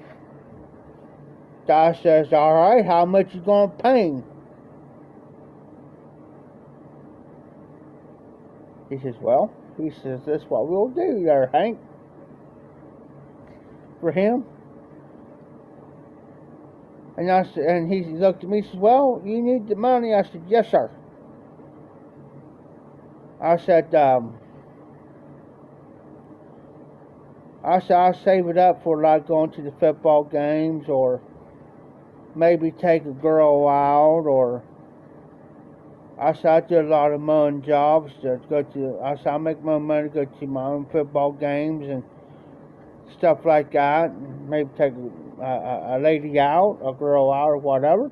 That's what I told him. He looked at my dad. He said, I'll tell you what. He says, I got another 4 hours on that house over there. He says, I will pay him $7 an hour for the next 4 hours if he just goes in there and just touch up certain missed spots. Dad looks at me, he says, well, my dad looked at me, he says, does that sound fair? Yes, sir. I said, Mr. McCoy, you got yourself a worker. And I walked right beside him right over. I didn't care what anybody else said or anything, because I knew Mr. McCoy had my back. And he went over, and I didn't have to worry about none of his workers or nothing. And he told him, and he told me on the way over, he says, Jeff, he says, if anybody here, and he stopped me halfway over, he says, I'm going to tell you something, Jeff. So I want you to be honest with me. If anybody says anything to you here, anybody, he said, I don't care who it is, you come to me, you tell me who it was, and you point them out, and you tell me what they told you. He says, they'll be done today, so I'll follow them right on the spot. He says, don't worry about nothing. He says, don't worry, don't be scared, don't worry, you do what I tell you. He says, the only thing I want you to do is just go through. He had me a paintbrush and a gallon of paint. He says, just go through each room, and he says, if you see anything that needs to be touched up here and there, like they missed a spot, you hit it.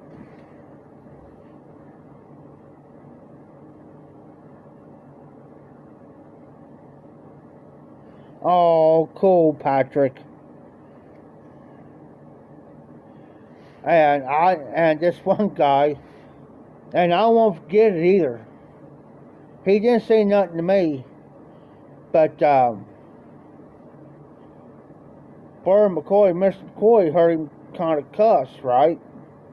Like I said, there wasn't no cussing, no smoking, no drinking, no chewing on the job. Now off the job, it's done, and you're off the job, and job's done, you got paid. Whatever you do after that, that's on you. But he couldn't do it on the job site. That was his rule. That was his rules. This one guy was cussing on the job, and Burrow overheard him. Fired him right there on the spot.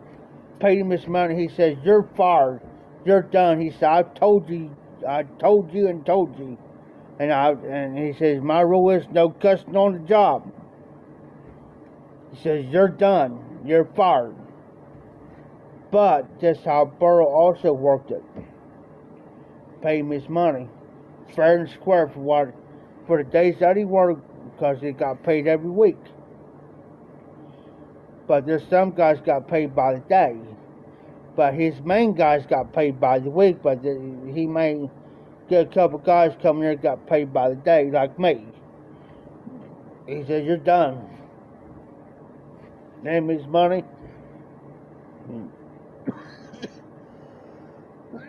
So, that day, I did everything he told me to do.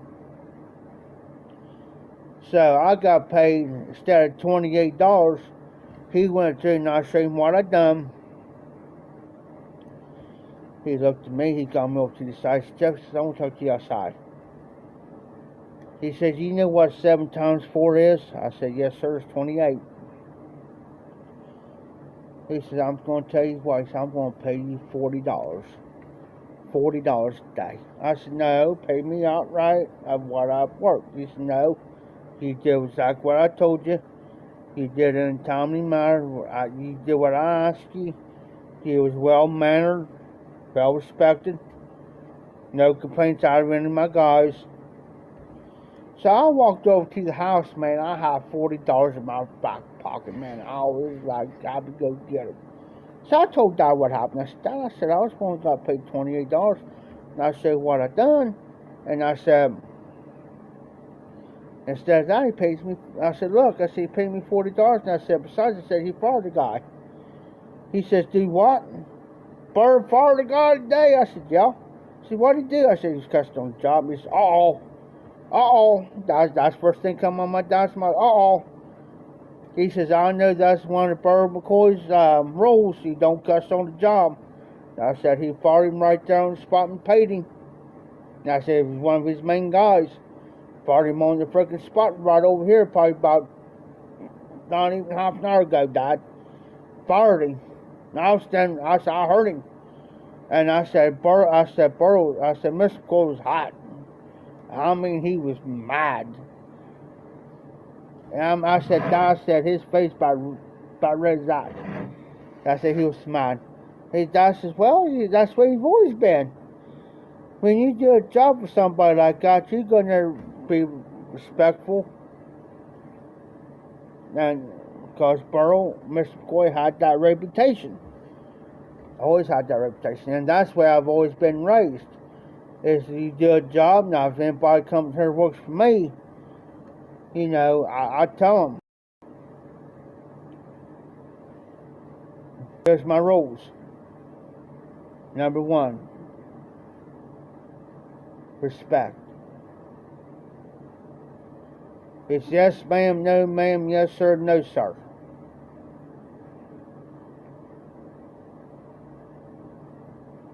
That's right, Patrick. And now, see, those rules that I've been taught by Mr. McCoy and also by my parents, I tell them, if anybody comes in here and say like they help me with stuff, I said, here's my rules. I don't care if you chew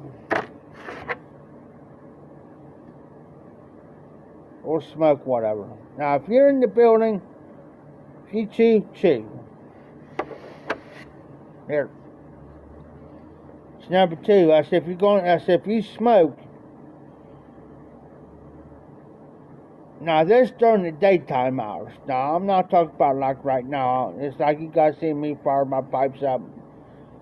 You know, I said, now if it's after 6 o'clock, now if it's like 6:30, 7 o'clock here, you come in, I ain't gonna say shit.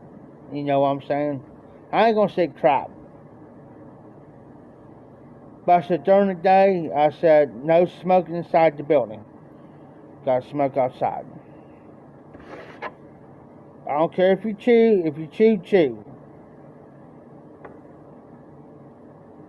That's right. And that's what my rules are here.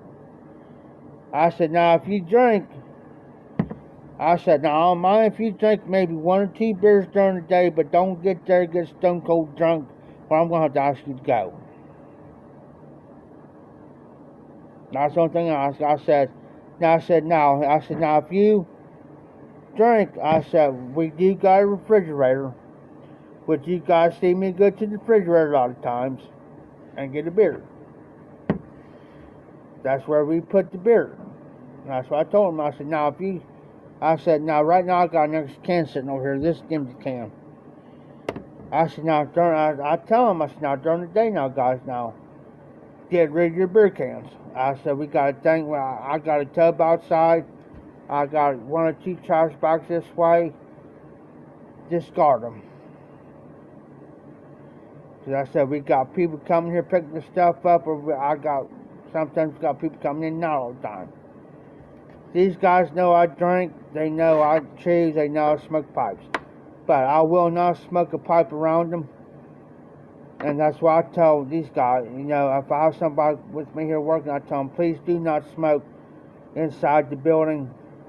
Please smoke outside. Because I said, there's a lot of people come here that does not smoke whatsoever. I won't do it, and I will not tolerate anybody else doing it. I catch you smoking around somebody inside the building, I said, I'm going to ask you to leave and get off the premises. Now I said, show respect. Yes, Patrick, call me courtesy. And I need to tell him, it's yes, ma'am, no, ma'am, yes, sir, no, sir. If you know him by name, I'll give you a guy, Mr. Riley. Mr. Riley came by here this evening to see me for about a half hour. And I said, oh, hey, Mr. Riley, how you doing? Oh, not much. Has anybody been around today? I said, no, you're the one I've seen all day. He says, really? I said, yes, sir. Or we have a lady that comes here. Her name's Patty. Now, I always call her Miss Patty. Now, I tell him, I said, now, if you see Patty, you call her Miss Patty. Or Mr. Riley. I know what his first name is. I ain't telling them guys. I ain't telling anybody what his first name is. But the rest of it is what his first name is, but we always call him Mr. Riley. Or I said, if you see Miss Patty, you say, how you doing, Miss Patty? Doing all right? You check on her. Because most of the people that comes around here are kind of elderly. They're in their late 60s. About ready to push 70. So, yeah, I tell, if it's a new worker or something, or I got somebody helping me, I tell them, I jump them real quick. It's not to be rude or nothing like that, I just tell them what my rules are. Now, I said, now, if you smoke, I said, go outside. Now, if they go outside, please step away. I said, go out in the parking lot or wherever. I said, like I said, a lot of these guys don't smoke in here. And I said, I won't do it. They know I smoke pipes, but I will not fire a pipe up around them. And I won't. I'll do this. I'll do this. But I'll drink maybe 2 or 3 of these. I'll stop. Now, after everybody leaves, like right now, I can do whatever the heck, whatever I want. But we have people come here work not even 2 days. All right, Mike. Thanks for stopping in. You be safe, you be well. Thanks for stopping in. I know Mondays suck. I hate to see tomorrow myself. Because it's going to be another day. He's going to be in here doing his Facebook Live. I don't want to see it. But you be safe, be well. Hopefully I'll see you on the next live. But y'all, Patrick is just like, I can't believe, of all the years I've been around Tim for over 20-some years, I've seen people work for him. Don't last long. And I just,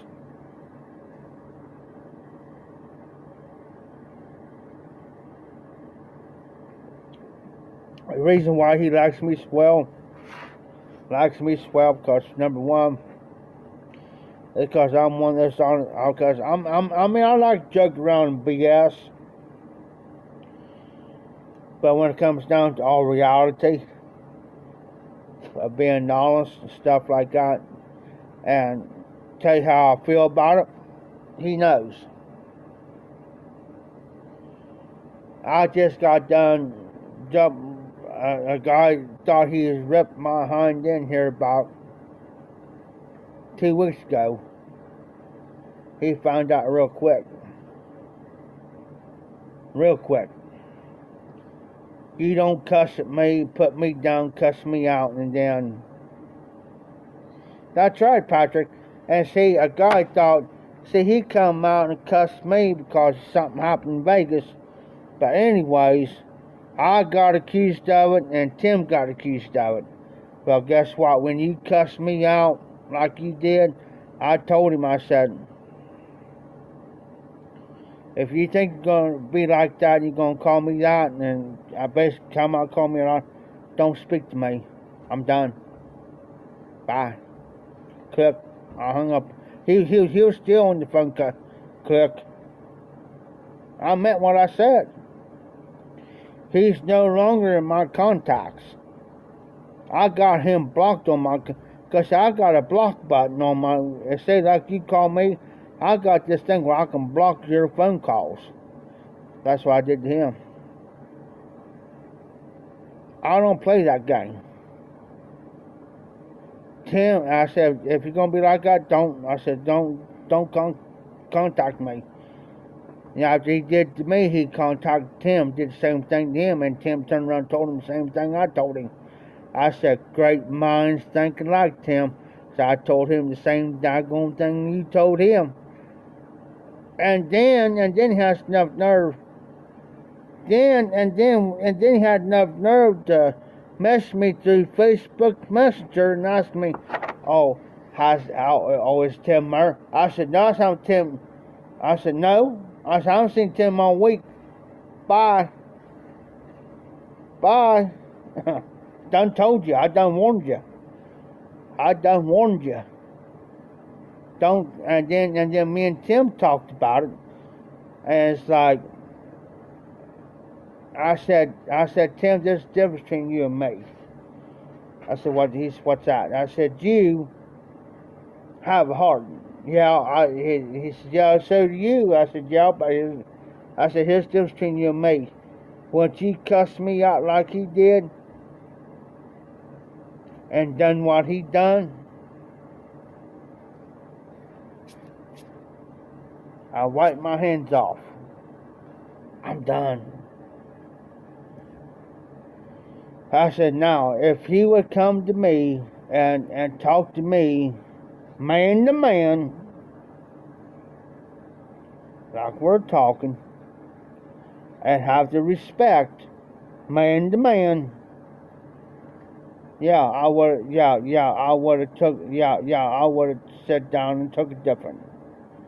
But when you cuss me, when he did what he did to me, I don't go for that. I'm done. I said, I guess I'm too old school. Or maybe I'm too hardcore. Or maybe I'm too mean. Or maybe I'm this, maybe I'm not, so what? But I said, you know what? I said, one of these days he's going to regret it, and he's going to say, well, I should never talk to Jeff like I did. I said, he's welcome here, but as far as he comes in here face to face with me, and as far as me carrying on the conversation with him, it's out. That's right, Pat. I said, it's out, Tim. I said, I told you, I said, I'll walk. Tim knows.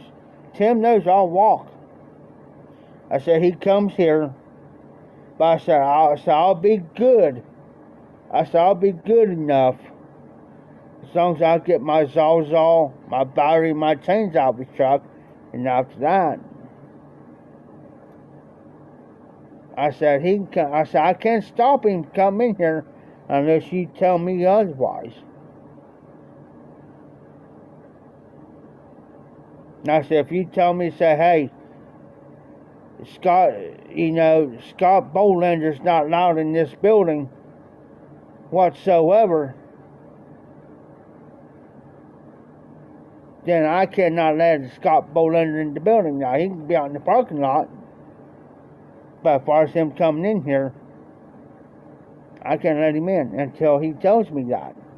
Then, but see, the only thing is, Scott's got some of his stuff up in here, so therefore, what Tim's doing, yeah, exactly, Patrick. Excuse me for a second. Exactly. And Tim knows that. Tim knows I'll be civil with anybody. And that's why I try to explain to Tim, Patrick, is I'm civil with anybody like that as long as you don't come in here, start acting stupid, dumb, and ignorant, and going haywire, threatening or whatever, and acting stupid and dumb and ignorant, then I'm going to walk away from you. I told Tim I don't got time for that. I said, hey, Todd, how you doing? Because like I told Tim, Patrick, I said, the way I used to be, I said, if I was in my 20s, in about my mid-20s, I said, I would have snatched him up.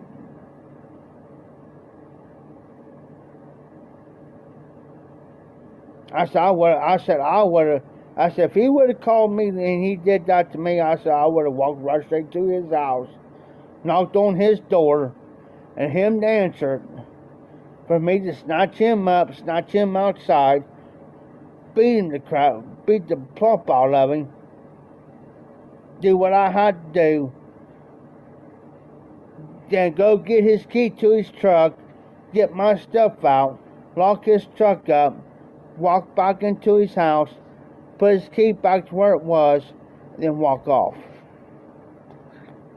I said, now that would have been me by, about my mid-20s. Because when I got my mid-20s, boy, I was, yeah. But, I've always got the respect, though. Yes, sir, no, sir, yes, ma'am, no, ma'am. Yes, Mr. Riley. Yes, Miss Patty. No, Miss Riley. No, Miss Patty. You know, I still had that respect, but when I got in my mid-20s, it was like, I don't know what it was.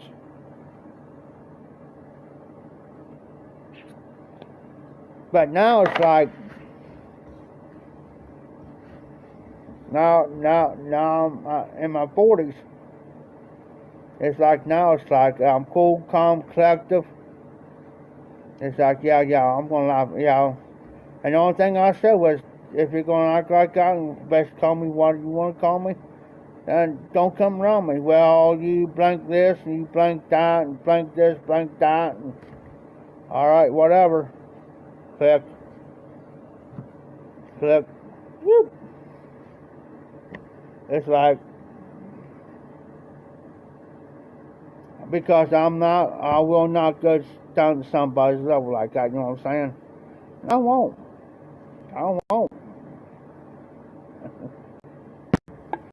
So I'm going to laugh at you because you know what's going to happen? It's going to come eventually. What's going to happen is it's going to come back. It's going to bite you in the hind end eventually.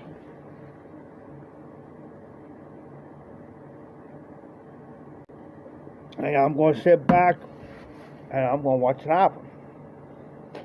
But here's my thing, Patrick. Here's my main thing. Number one, I wish no harm on nobody. Which means I don't want to see somebody get hurt. I don't want to see somebody to get hurt, come down sick, or anything like that. I'm not that type of person.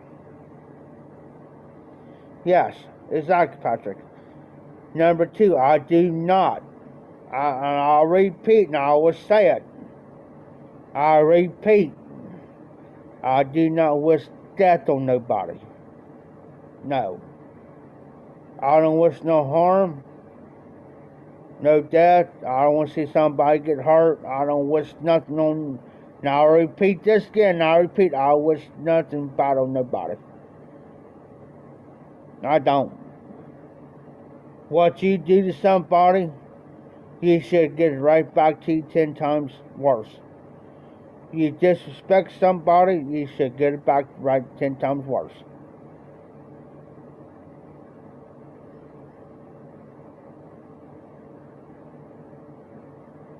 Because I've been asked by several people in here, have you talked to him? Nope. I haven't talked to him for 2 weeks after what he done to me. Nope.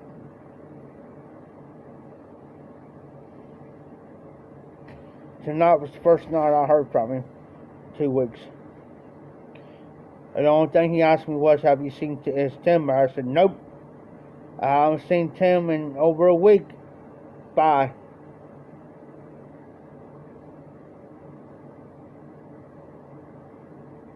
Why? You think oh, Jeff will get over it? No, Jeff ain't gonna get over it. What you done to me, but why should I do that to you? Because that would not make me no better person than you.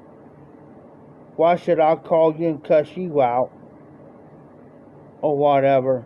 Does that make me a better person? No.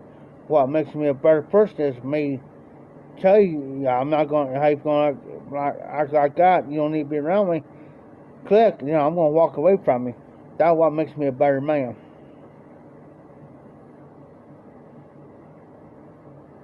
All because of one person started it all. One person.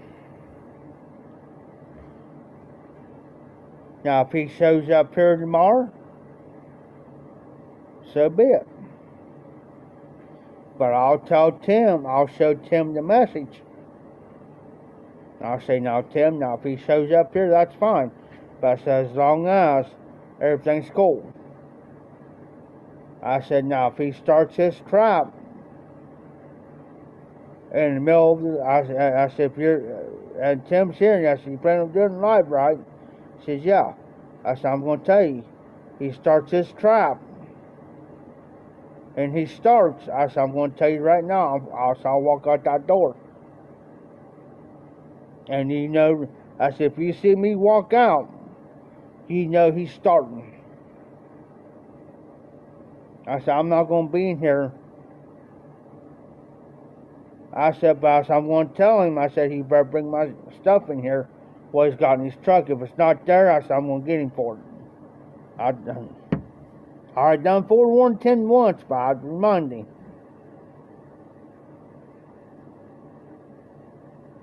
I said, I'll be nice and cool about it. I said, as long as he's got it, bring it in. Let me go out there with me. You hand it to me. I'll be cool. I'll be cool about it.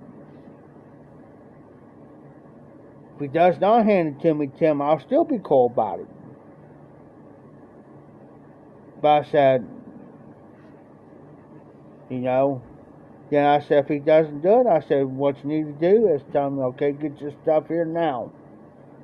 And what you got in this building right now, get it out of here. Tonight's the night to get your stuff out of here. If he cannot hand Jeff his stuff, what you got in the truck, he said, I know what belongs to him. You've got it. I know you got it. You can't do that.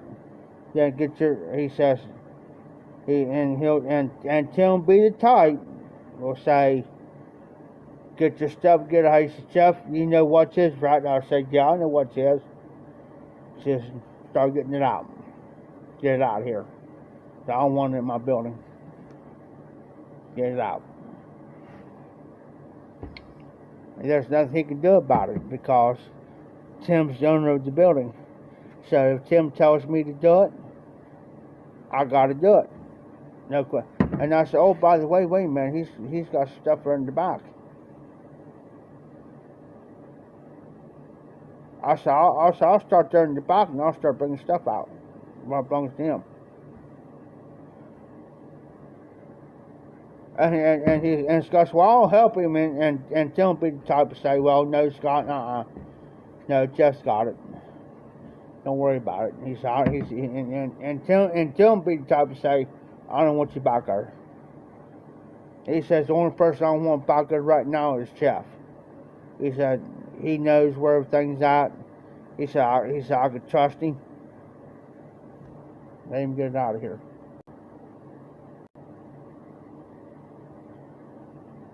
That's just still, don't be the type of say, do that.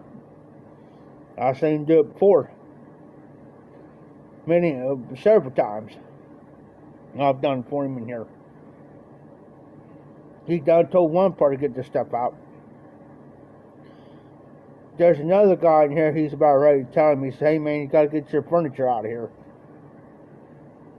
He says, I hate to do it, and he said, I don't want to make him mad, but he said he's got 2 or 3 chairs back here, couches. He's got a couch up here, he's got to get out. He says he's got to get it out. So I don't want to make him mad, but he says it's got to be done.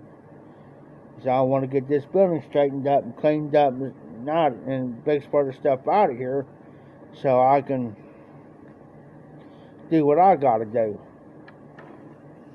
Now, as far as my stuff goes, I'm good with my, with my stuff. Here,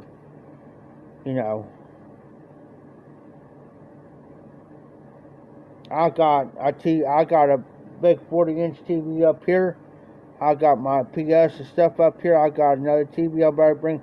I got stuff here, but of course I live here. But alright guys, much as I hate to do it, my battery's getting low. I'm thankful for you guys coming in. I gotta get off here before this shuts down. Thank you guys for stopping in. Thanks for hanging out with me, Patrick, Derek, Mike, Recovery Know-It-All, Todd. Thanks, guys. I appreciate you. Be safe, be well this coming week. I'll try to do a couple lives this week if I get a chance. If I get a chance to do it. Be safe, be well.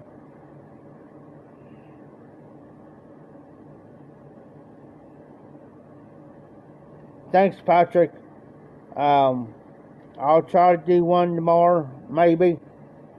If there's a live, now if there's a live with Tim for his thing, then I won't have one. So I might swing one tomorrow night. Just depends on how late we get done here, or how early. But y'all be safe, be well. This is Hot Sweet Muffin Mafia Piper. Keep them lit, keep the embers burning, and y'all take care. Whew.